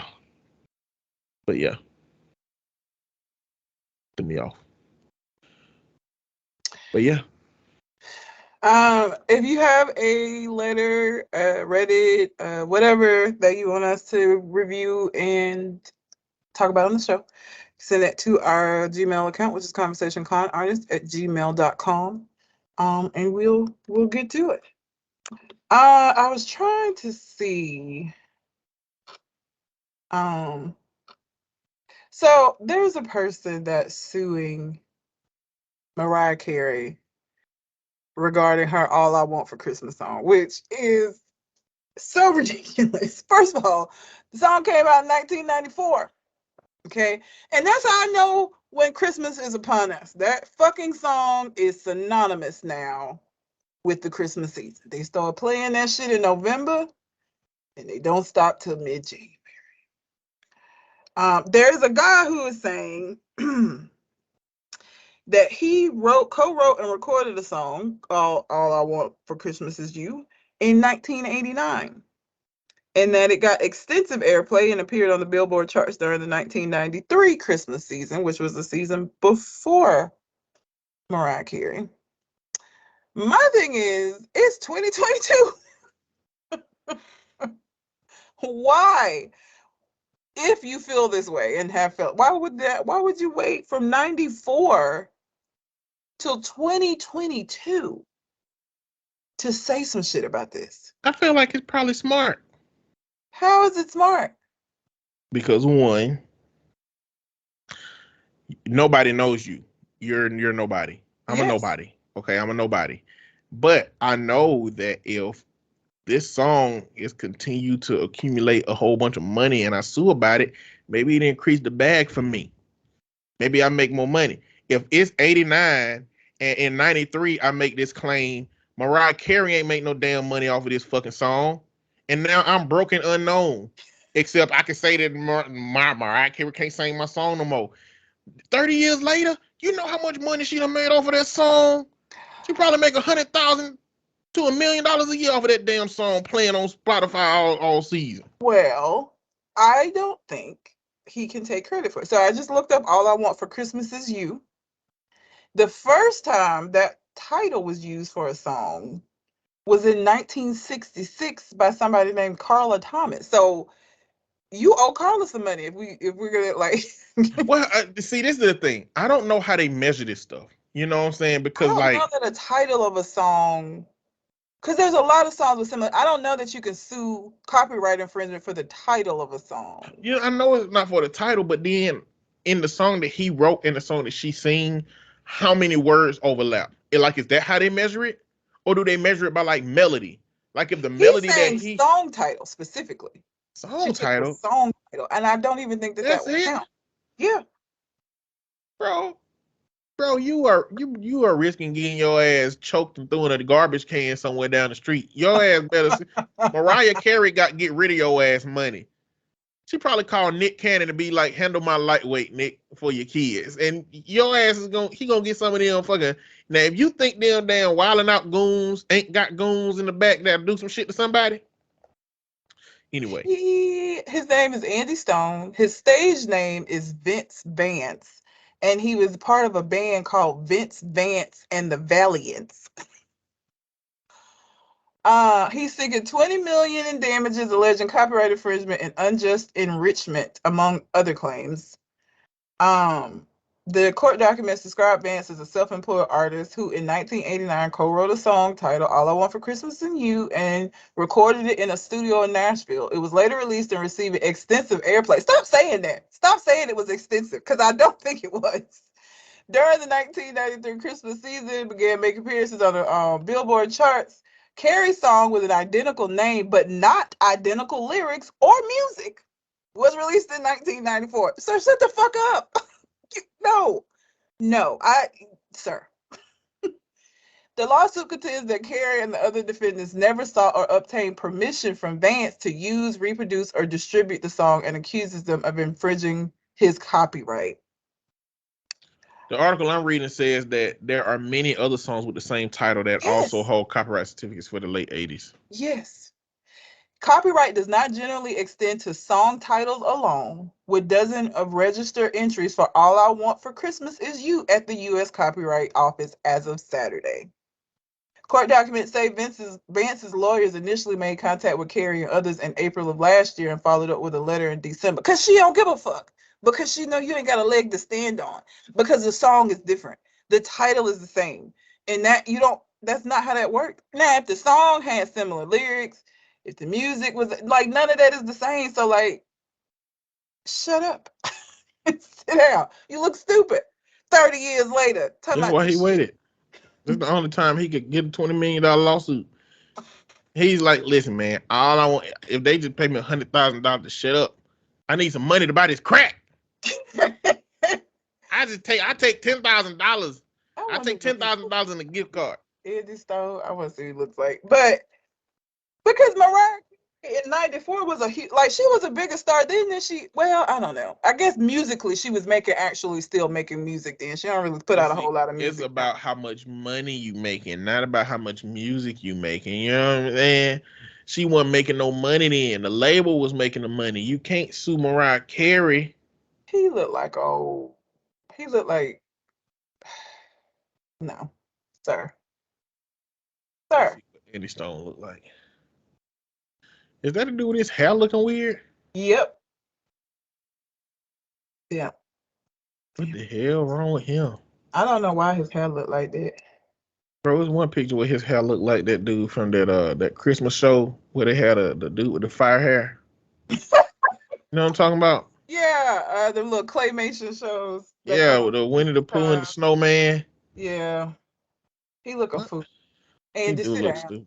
Andy, you're not gonna get anything from this. You're alleging that she stole the title of a song that is copyright registered by numerous artists. Shut up, Andy. Y'all go look up Andy Stone and look at his hair. Like, why would you make this your look, bro? Why would you make this your look? It's basically a white man with what would be kid and play hair if it was black hair, but it's white hair, so it's like a mohawk, but like not with the points. It's like all one big ass mohawk. It's just all standing up. That's the equivalent, I guess, for white people. Mohawks, how y'all gel it up and get it to stay up. He did that, but not like with spikes. It's just one big ass thing. It just looked like a head full of pine needles. It's just why would you make this your look? This is stupid. This is stupid. The whole lawsuit done. I need him to just sit the fuck down. You're not finna get no money behind this. You don't have a lawsuit. And I hate frivolous shit like this that just be taking up time. Just shut up, Andy. Nobody cares about you and the Valiants, and you bitter about it, and just it's over. That's 30 years ago. Like, you really must be off bad. You down real bad if this your last ditch effort to try to get some money. This ain't gonna work, Andy. And the lawyer who took this on that's representing you is dumb as fuck. He must also be one of the lawyers that represented Amber Heard, which is another of my stories, because Johnny Depp won his defamation suit. That's what I was gonna ask you to talk about next. Yeah. He won his defamation suit. She owes him $15 million, and she's saying that she doesn't have it. Bitch, a lot of people who lose lawsuits, that ain't a reason for you. You owe him the money. but how do you feel about the response to it? Because there's a bunch of like anti-feminist men that are pro Johnny. There's a lot of women and feminists, domestic violence survivors pro Amber, and a lot of women, including Amber Heard, are saying that this is a setback for women who are victims of domestic violence. No, but it's not. And let me tell you why.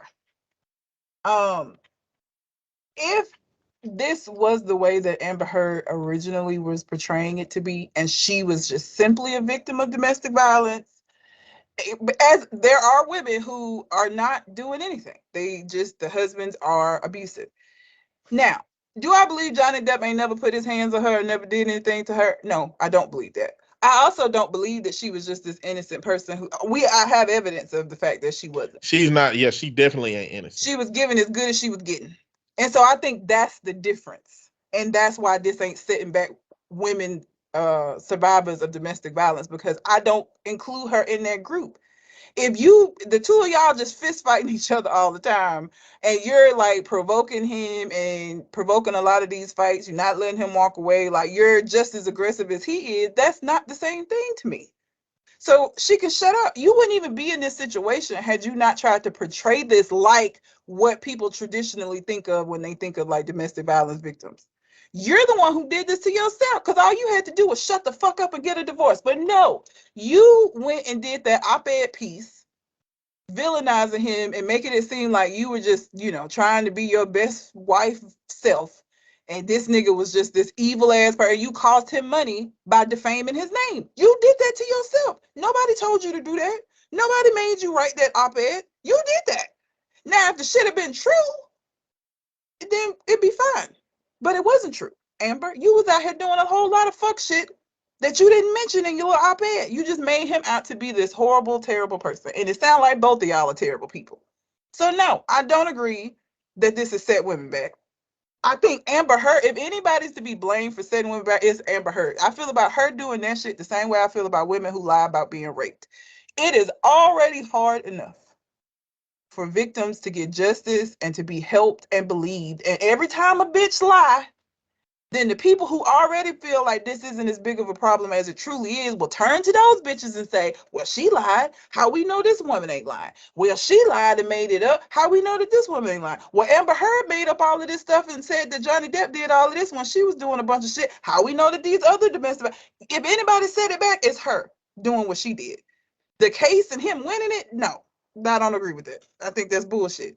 And that's a way for Amber to not take responsibility. Again, all she had to do was shut the fuck up. If you knew that you had did all of these things and all of these people witnessed it and all of these recordings existed, you're a dumb fuck for doing this in the first place. Because nobody would have known any of this. Johnny Depp didn't say shit. Y'all could have just got a divorce and went on about y'all merry ways in the same way that most Hollywood people get a divorce. But no, because of your personality disorder ass, you had to sit up here and make a big deal and make yourself a victim. So that's what happens. Now you owe him 15 mil. Pay it. I don't know what to tell you. Pay it. Shit. Zit. So if a woman punch a man in the face and a man punch a woman in the face, you feel like they cancel each other out, or does it depend on the weight of the damage that's done by each one? This is what I have never liked. I have never liked the fact that women can put their hand on men and men are supposed to just take it. Because if you hit her back, immediately you the bad guy. It don't matter that she was fucking you up. And there are women that will box niggas out. Because they know as soon as he puts his hands on you, everybody gonna look at him and villainize him and he gonna be terrible. I think everybody should keep their fucking hands to themselves. I do not like when women just hit on men all the time and then want to cry foul when you get hit back. We all know that there is a significant size difference between men and women, and we all know that a man's punch is probably gonna do more damage. This is why you shouldn't be fucking punching men. So yes, I do feel that way. You shouldn't be putting your hands on people. Period. I'm sorry. I don't think that you get off because he happens to be bigger than you and the punch he gave you had more damage. You knew that nigga was big when you hit him. It's the same way that if a little 5'1" nigga go up to a Debo nigga and start a fight and get his ass whooped, you just gonna be like, nigga, you should have known better. What the fuck? Why would you do that? You knew you were smaller than him. I don't agree with that. I don't like that. I don't like that women can get away with like hitting men and just don't have no responsibility. And the man, you in a lose-lose. Either you get your ass whooped or you hit her back and now you're a monster. Because now the world gonna look at you as a woman beater. It don't matter what the circumstances were. You put your hands on a woman. I don't like that shit. I don't think that's right. Keep your fucking hands to yourself. Don't do that. Don't go up to people putting your hands on them because you feel like, oh, he can't hit me back because I'm a woman. That's not okay. I don't agree with that. I don't like it. I don't like that at all. I don't like that. I think it's unfair. That's the main reason that I can't fully support Amber Heard as a woman, is because she literally was using rhetoric that was leveraging him to not hurt her because people won't believe him, and that Yep. she should be able, she was acting as if she can get away with what she's doing, but if you do a little bit, then you're gonna feel the wrath. And she tried to do that, and it's like, you fucked up, Amber. You shouldn't have done that. You should not have done that. No. I just don't like that. I don't. I didn't work with men who have, this is why men don't say shit. Like, it's not that men are not victims of domestic violence. That does happen. But who you gonna say something to that's gonna like take you seriously? Who's gonna say like do anything about it? You're a man, so you're expected to either just take that shit or I guess leave. Because again, you in a catch-22. You stay, you get beat up, you defend yourself, and you're a monster. I don't like that. I just don't. I feel like women don't need to be doing that. Don't put your hands on nobody. I do not give any lick to anybody that I'm not willing to take a lick from. And I don't want no nigga hitting on me, so I don't hit niggas. Now, might I say some shit that make you want to hit me? Sure. But ain't no man gonna ever say that I punched him or like that'll never be the case. She gonna say some shit to make you want to hit her. Yes. She gonna do it. Not me, because I have no natural inclination to hit anybody, so there's nothing that anybody can say that make me want to hit them. But yes, it is. Yes, it is. But not nobody I care about. But yeah, I might say some shit that made you want to hit me. Very likely. But it'll never be that I was putting my hands on you first and you was like, it'll never be that. Because I'm never going to put my hands on you. I have been super angry at niggas that I've been with, and they never, that don't even cross my mind because I don't want you hitting me. You're bigger than me, it's gonna hurt. And it ain't no guarantee that you the kind of nigga who gonna just let me hit you, because there's niggas that don't give a fuck that you female. If you hit them, they gonna hit your ass back, and it's gonna hurt. I'm not gonna take them risks. I keep my hands to myself because I don't expect you to put your hands on me either. So, like, I don't condone that. I don't think it's okay. I don't feel bad for women that do that kind of shit. You should have kept your fucking hands to yourself. You do not get a pass to be physically aggressive with somebody because you're a woman. Everybody needs to keep their fucking hands to themselves. Period. And so, no, I think if anybody set women back, it's Amber, because you sitting out here portraying this image that people already believe that women are, in the background doing all of this shit and then crying wolf when shit happens. That's the kind of thing that set women back. Liars. That's what set women back. Not Johnny Depp. And again, your lawyers were trash, Amber. Your lawyers were like off of Craigslist or some shit. That was the worst. Like, I can't even, it seemed like a Saturday Night Live skit. Like, it was so ridiculous. Like, they weren't even trying. So if anybody, you should be mad at anybody, you should be upset at your lawyers. Because now you got to pay them niggas and pay this 15 mil for horrible representation. Because Johnny Depp lawyers were on it. Johnny Depp lawyers did an amazing job. Your lawyers, clowns. Clowns. But I think that's because that shows the ease at which she thought she was going to be able to win this. Like, she really thought them little sad faces that she was making, all of that little fake shit she was doing, where she, like, when the camera would get on her, she would, like, change her face and look solemn or, like, whatever the fuck she was attempting to portray. I really think she thought she didn't need no good lawyers because this is going to be open and shut. Didn't go that way. Should have been better prepared. Should have got you some better lawyers because now you owe 15 million. And saying that you don't got it don't mean you don't owe it. I can't call Alabama Power up and say, hey, I know y'all sent me that bill, but I ain't got it. Gotta pay it. Or consequences come, like my lights getting cut out. You can't make the excuse that I don't have it. You owe it. What the fuck? Figure it out, Amber. Pay your debt.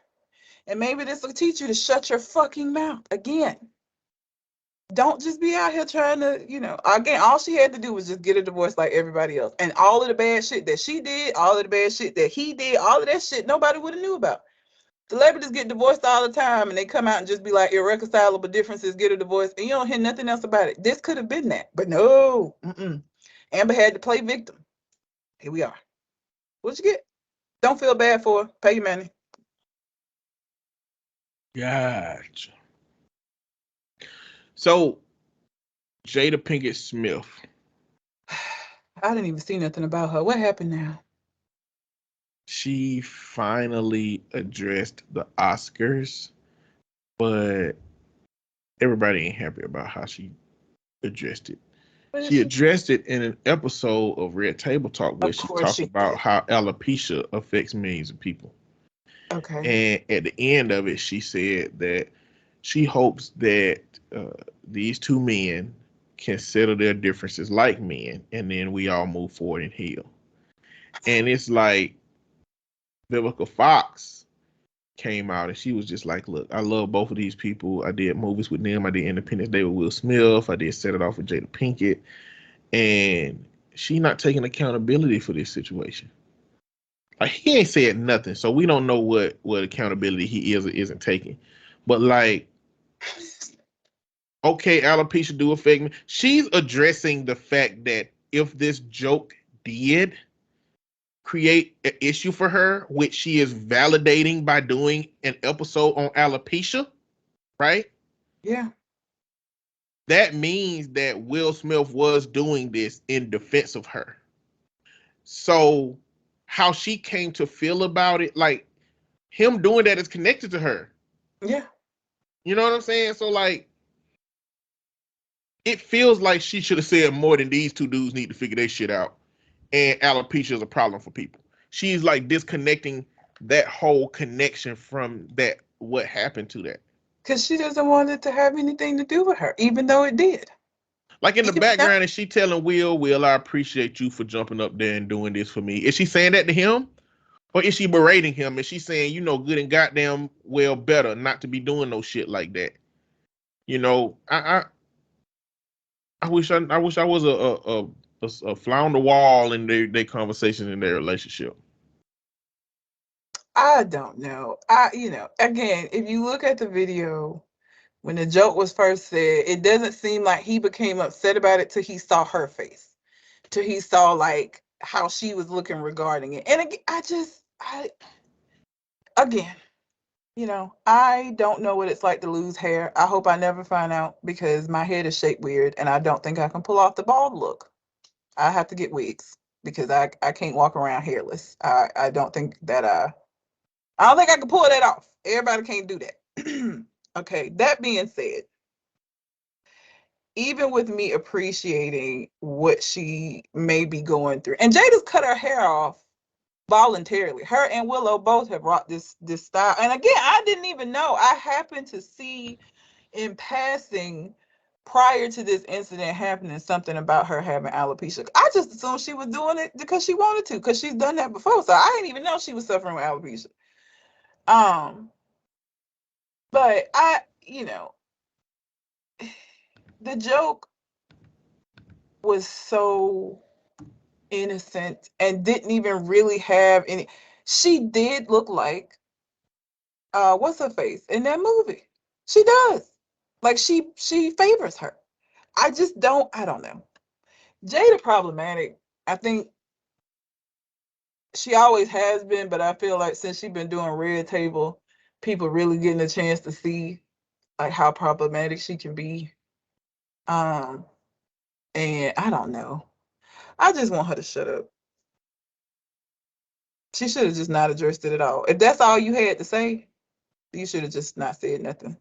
Just do the episode about alopecia and just, move on. Just don't even say nothing. If that's it. That's all you got off. Yeah. I think I agree. Like, and she said she has so many people reach out to her about alopecia, so I want to do an episode about alopecia. Well, how about how a spouse is supposed to protect you if somebody talk about your alopecia? You know what I mean? Like, are you supposed to let them get up? Not saying that it's a woman's responsibility to stop their husband from doing some wild shit if that's what he finna do, but like, she know the answers that people want from this shit, and she tap dancing around it. Like, is there any version of her that is proud of her husband for at least defending her honor, even if he did it wrong? I'm sure there is.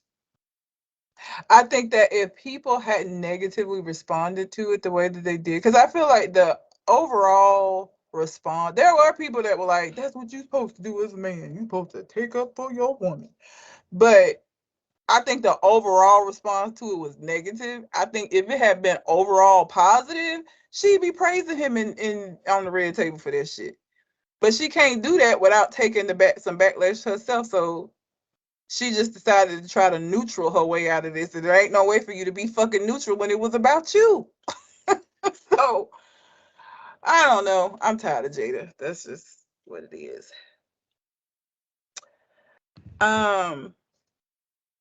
I need people, companies, places to stop trying to advertise Juneteenth.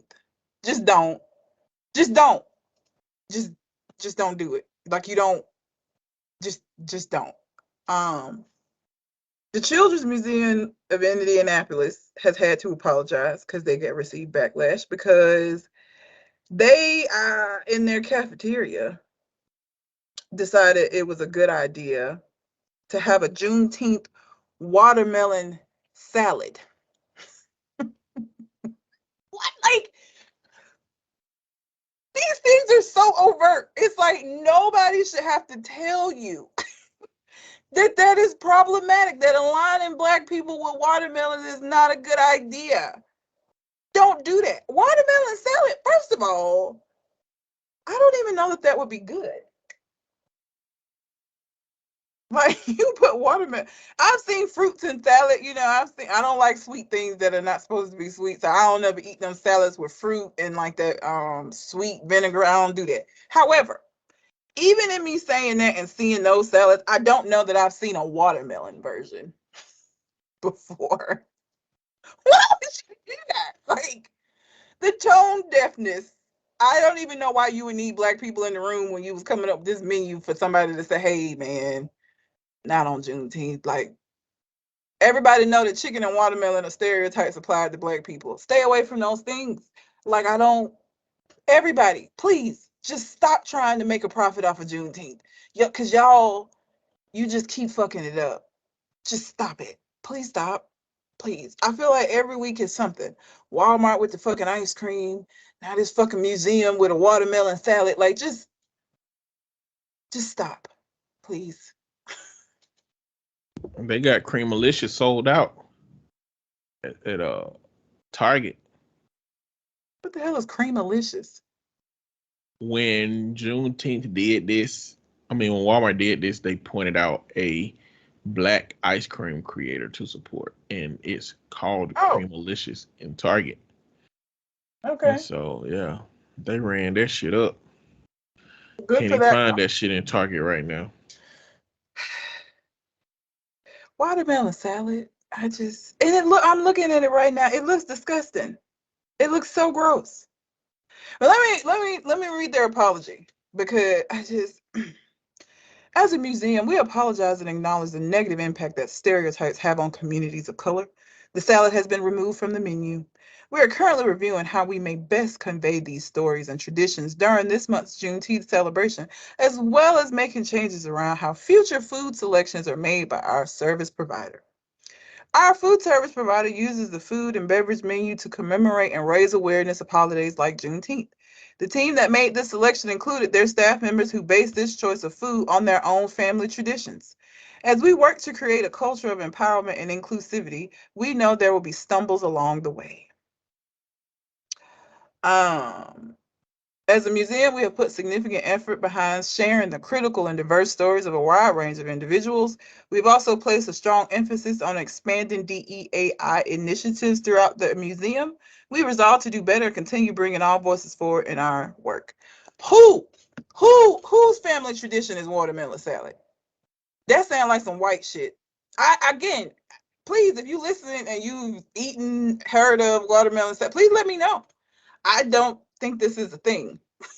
Like, watermelon's not even a good fruit for a salad. Like, I don't, whatever, man.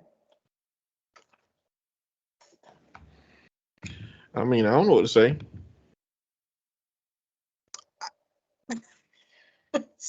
Please stop. Just, y'all can't advertise it, right? Y'all keep stumbling and fucking up, which means that you just don't need to. Y'all make money at all of these other holidays. Just do that. Don't try to make money on this one. Just don't. Just let this one be. Please don't do it. If this is the only way that you can acknowledge it, I'd rather you not acknowledge it. The only way you can acknowledge it is doing fucked up stereotype shit. Just don't acknowledge it. I prefer that. I would prefer that. Honestly. Truly. Jesus. Have you seen the Pride Month one with Burger King? Mm-mm. So Burger King had 2 Whoppers. One of them had 2 bottoms and one of them had 2 tops.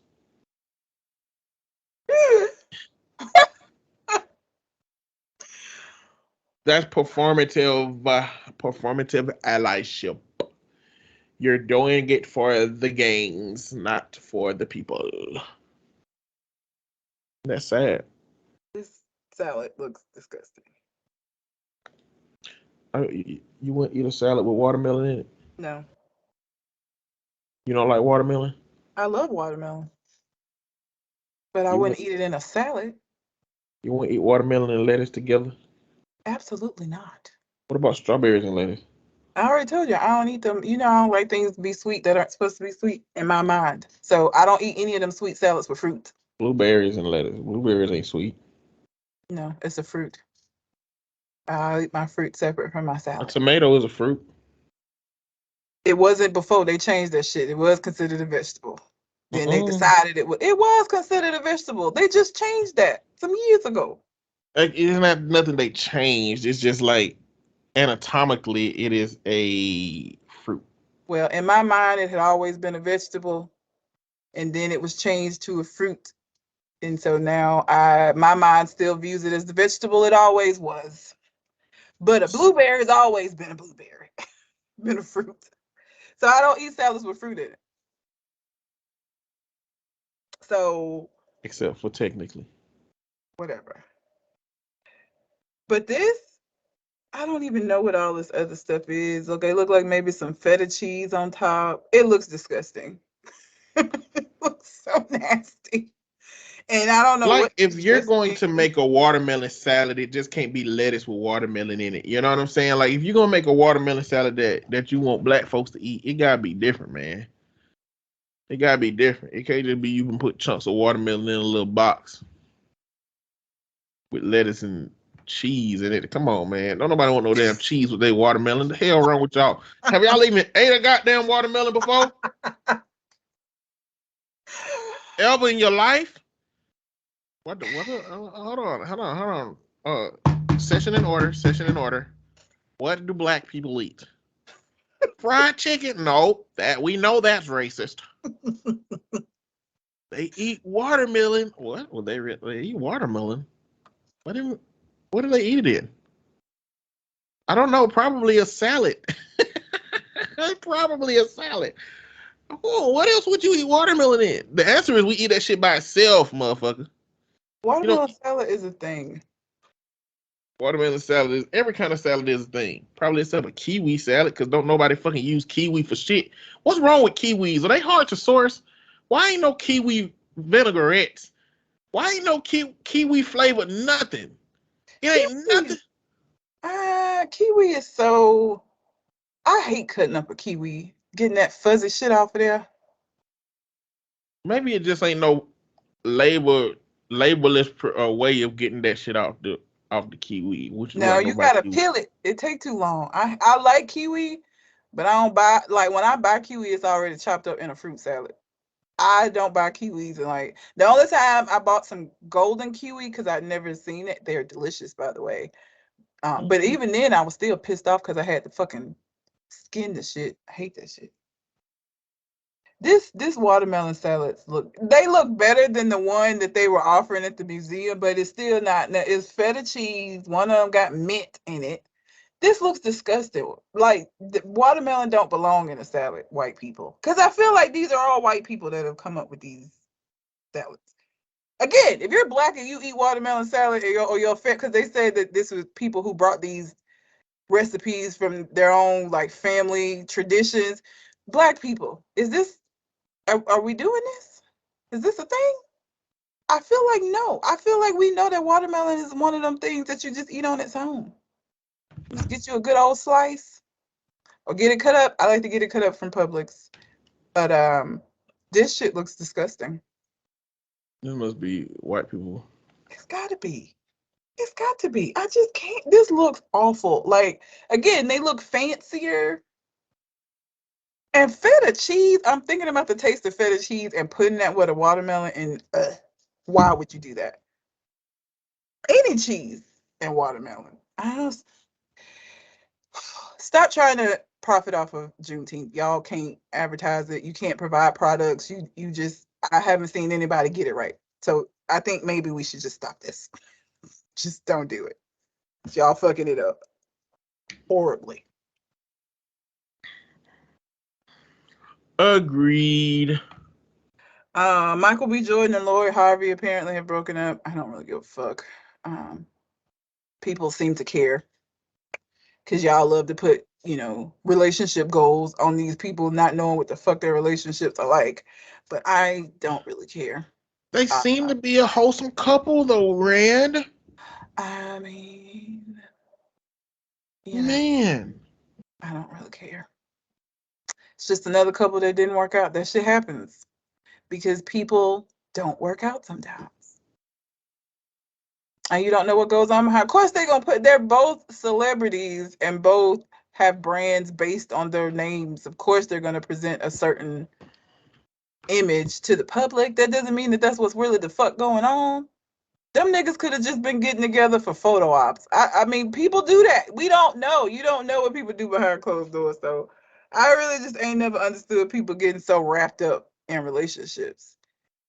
I think the only relationship that if it ended, I would be sad, and not because I think they perfect, but just because I like them together, would be Barack and Michelle. I just like them together. They seem to have genuine respect for each other. She was with him during them 8 years of hell that he went through. Like, I would be kind of sad about that just because I like them together, but like they not couple goals because I don't know. Barack could be a dick behind the scenes. I don't know. So I just don't. I don't know. But apparently they broke up. So if you care about that, there's that. What else to say about it? No, Barack and Michelle don't even fit in that category for me. I don't think nobody. I don't really care enough about marriage to. It don't make a big difference to me. Uh, Did you keep up with the Monique and DL Hughley drama going on? nope. Monique, now when I see her name, I just assume it's some fuck shit and just don't. So you don't know nothing that happened with them two. No.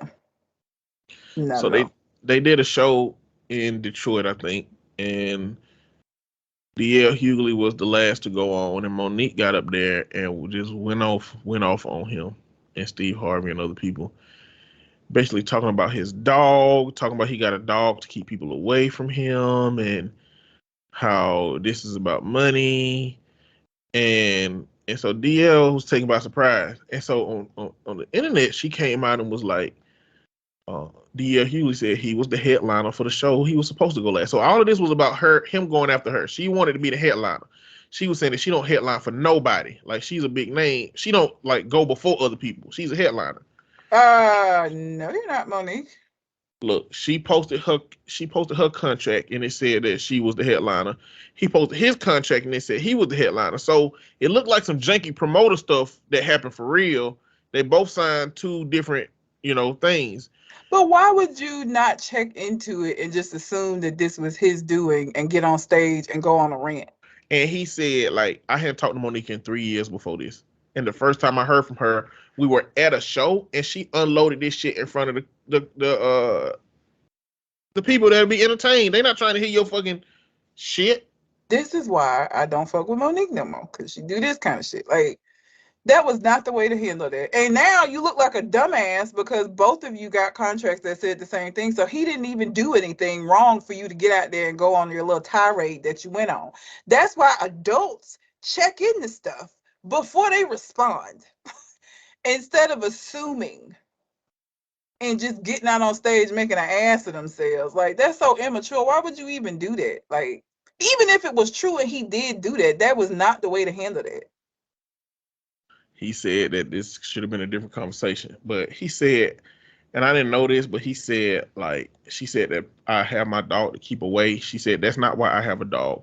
She said, I have a dog because when my father died, my family went and bought a dog from the place that my dad is from, and we named him after my dad, and so that I can always have my dad with me when I'm going and doing shows for my support.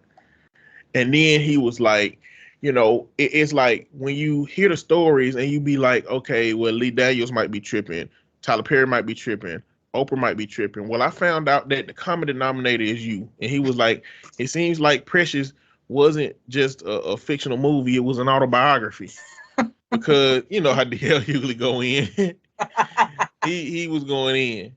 And I was like, God dang. And it's just so messed up how this turned out. But again, I'm just highlighting it because I guess the biggest issue is that what Monique has continued to do is kind of weaponize femininity, because she'll always come up and say, this how these men be doing, and you can't be a woman in this industry because this is how they'll do you. And it's like, that's crazy.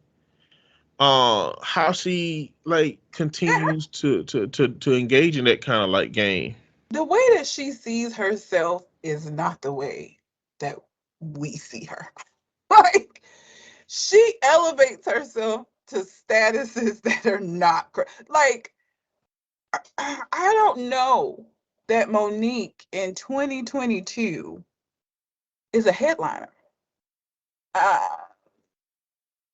Because right now, what you're most known for is this kind of bullshit. It ain't your comedy. It ain't movies you've been in or TV shows. It's this shit, Monique. And this shit is not what headliners get. Like, you're not even really known for your comedy right now. You're known for this shit. So, what you talking about? Like, like, she always, like, when she was going on a tirade about Tyler Perry, Oprah Winfrey, and Lee Daniels, like, she's this amazing actress. And she puts herself to, like, Denzel Washington status. And it's like, Monique, no, Monique.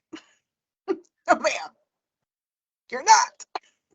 And that's okay. But, like, it make you look real crazy when you come out here saying this kind of shit. Like, all you had to do was have a conversation and you could have avoided this. But yet you gonna get out on stage and just decide you're gonna show your ass why. And this is just a continuation of what your legacy is finna become. You just finna become that problematic woman that kept getting out ranting about shit. That's what you finna be. Because that's what you're making yourself. Unnecessarily so. You want to be known for your comedy, do comedy.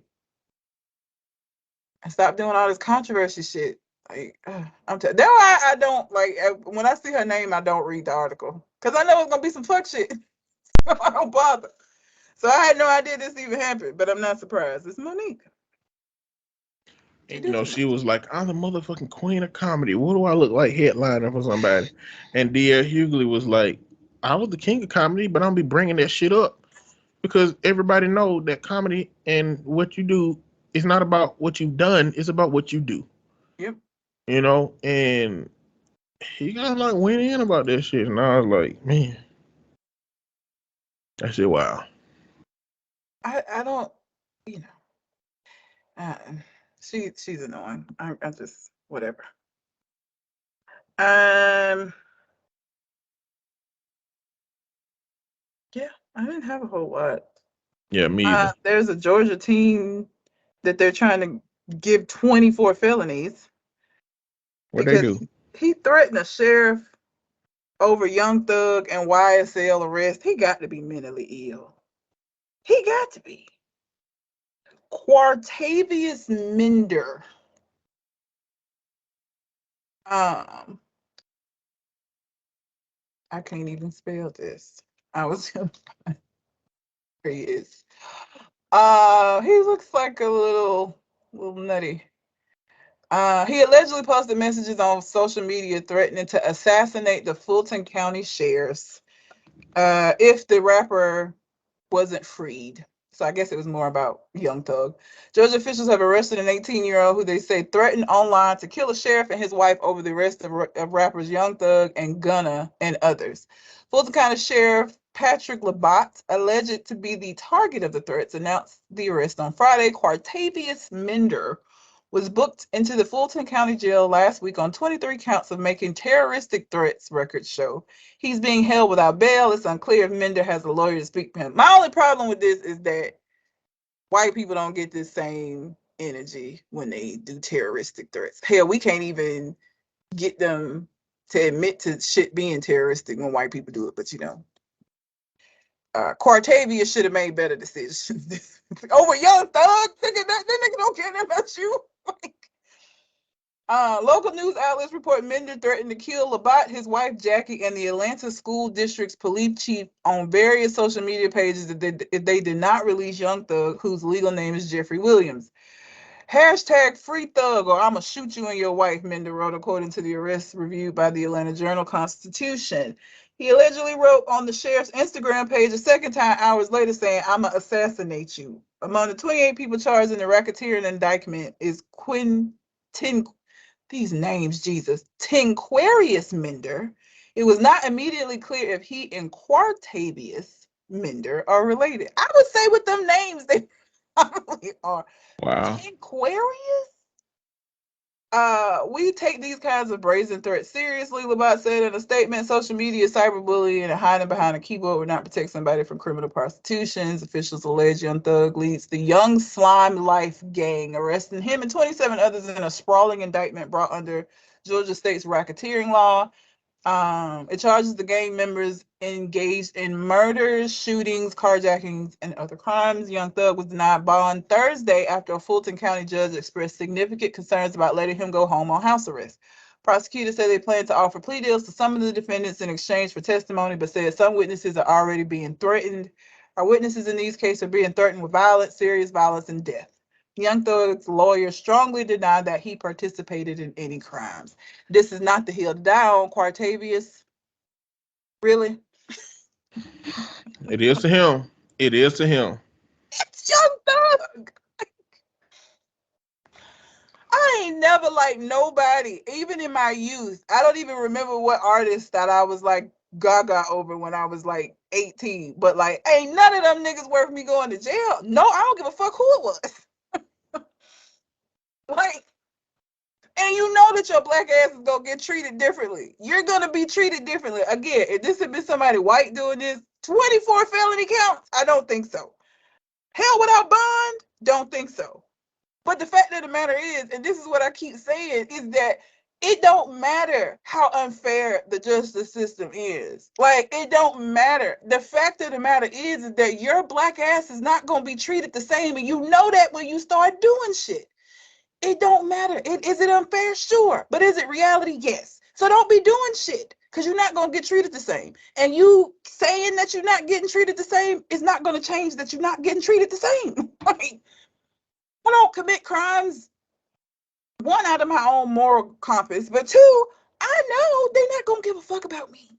And I'm going to be treated a lot more harshly in the justice system. That's just what it is. Is it fair? No, but that's what it is. Is it fair that I have to be concerned about how I respond to niggas when I'm out? No, it's not fair. Is it reality? Yes. Am I conscious of it? Yes. That's just what it is. Quartavious, like, are they being extremely hard considering the ridiculousness of this? Sure. But we know that this is what happens when you're black. So why would this be the heel? Like, Play stupid games, win stupid prizes. I, you know,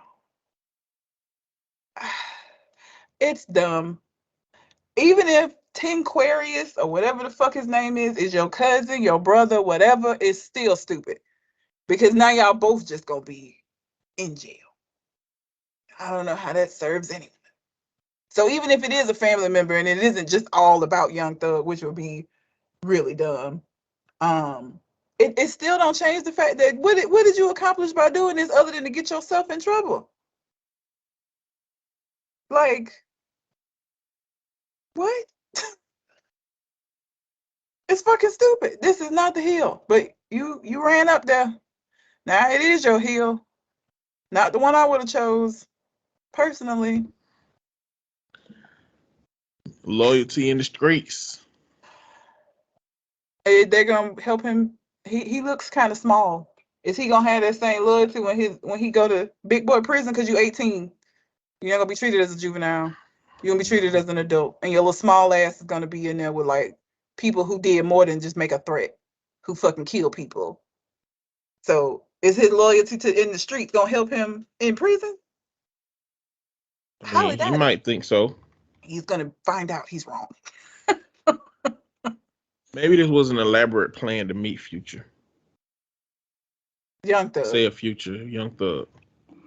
Maybe that's an elaborate plan to do that because maybe he feel like he go to the same jail that Young Thug went to, Still and not then working. Young Thug will protect him. Young Thug don't even seem like the kind of nigga that would be protecting nobody. Sorry, not sorry to his fans if you think that he's this hard. I don't see it. I don't see it. I've been questioning him since he came out. So I don't see it. But maybe I'm wrong, and maybe Quartarius is gonna be fine. But he is small. He don't even look 18. So I But wouldn't with go. all of the stuff coming out about Young Thug, like that, people are legitimately terrified of what will happen if they talk about Young Thug. Like they're legitimately terrified that he's gonna have their family killed. Apparently, like this is how tough he has been out here in this gang street shit. He really been making moves, making calls, and terrifying people. Apparently. But did you pull him up? Did you see how young this boy looked? Uh-uh. He looks maybe 15. He does not look like an adult. And Well, he looked real small. Young Thug got him feeling like he got them. I don't know. What would make a 15-year-old do some shit like this? A motherfucker being 15. He's Because 8. 15-year-olds are stupid. Or 18. They stupid. They ain't got no sense. I wasn't this stupid. I was a different stupid at 18. This is not something, I don't care who it was. How Like, old were you when you skipped school that time? I was 16. You still too. You knew that was a bad decision too. I You didn't did think I that was gonna shit. get caught. Well, And see the that. consequence, but listen, any risk that I've ever taken, the consequences have been consequences that, like, the only consequences that I risked by skipping school was maybe getting suspended, which I didn't even get suspended because I was such a good kid that they didn't even suspend me. And my mom being upset and maybe whooping me. It wasn't prison. I ain't never made no decision that could have landed my ass in jail or prison. Period. No matter how old the fuck I was. So like the worst outcome for me skipping school is not this shit. Nowhere near. Nowhere near. At best, I would have been suspended from school and got a whooping and maybe been grounded at best. And we ain't go nowhere anyway. So grounded me didn't really do nothing because I wasn't allowed to go nowhere any fucking way. So like I really didn't risk a lot. He risked a whole lot at 18. My level of risk reward, I've always been conscious of that. So like I don't think it's anything I've ever done that could have landed me in jail. Cause I ain't finna go to jail. That shit ain't for me. It's not for me. No. So no, I wasn't making this level of mistakes ever in life, no matter how young I was. Terroristic threat charges? No. No. Oh, he looked so young too. But like you said, if he was white, they'll be like, this child is just, he just needs a little time, white boy. But he black not. kid. That's what I feel like at this point, we all know that you're not gonna get treated the same. Like it ain't a surprise. Like I saw this and it didn't even like hit me or like I was like, oh, okay, 24 felony charges for some threats. He black. That makes sense. Like that's what I done got to with the shit. So like for me, if you're black, you know that they're gonna treat you harshly. Period. It's just what it is. Like they are. They're going to. You're not gonna be able to get away with the same shit that a white kid would be able to get away with. That's just what it is. So at this point, you know that, and you still making choices and decisions, knowing that your ass is not gonna get treated fairly. Then you stupid at that point. Like, and this was such a dumbass thing to do anyway. What do you get out of this? Like, did his 18-year-old brain really tell him that if I threaten these niggas, they just gonna release him? Like, yeah, they got him on RICO charges and all of this shit, but if I threaten the sheriff, they'll just release him and I'll be a hero. Like, what was his best outcome? I'm always curious as to what people really truly hope is gonna happen. The same way I was wondering what Vicky White thought was gonna happen when she busted her prison bae out. Like, did she really think they were gonna live happily ever after? And that they were never gonna get caught, it was never gonna be a problem? Did he think that they were gonna just release young Thug and Thug was gonna be like so happy that he got him out? Like, is that what he thought? Like, what is the best case scenario in these people's minds? I don't understand. Best case scenario. What is your best case scenario when you do things? What is your expected outcome?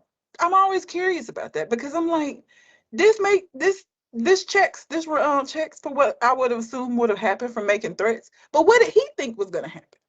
Did he really think that this was going to be the thing? Thug got all these kind of high-priced lawyers and shit who ain't even been able to get this nigga bail, but you gonna make a threat and get him released. Yeah. It don't even make sense. It's irrational. You might not have thought that one all the way through. You couldn't possibly. So, I don't know what the max amount of time they can give him for that shit. And I don't know that all 24 of the felony charges are going to stick. Like, I think they just threw probably every possible thing that they could at the kid. All of this shit ain't going to stick. But he going to do some time. It won't be 24 felonies worth of time. But you did make threats against the law. Two different law enforcement officials and their families. So he going to get some time. It just won't be like 24 felony time. But he's gonna have a lot of time to think about his life making decisions. Well, it is what it is. You get what you get. Fucking stupid. It's dumb. Yeah. Anyway, you got anything else on your mind? No, that was it. All right. Well, until we come to the next conversation. We out. Follow.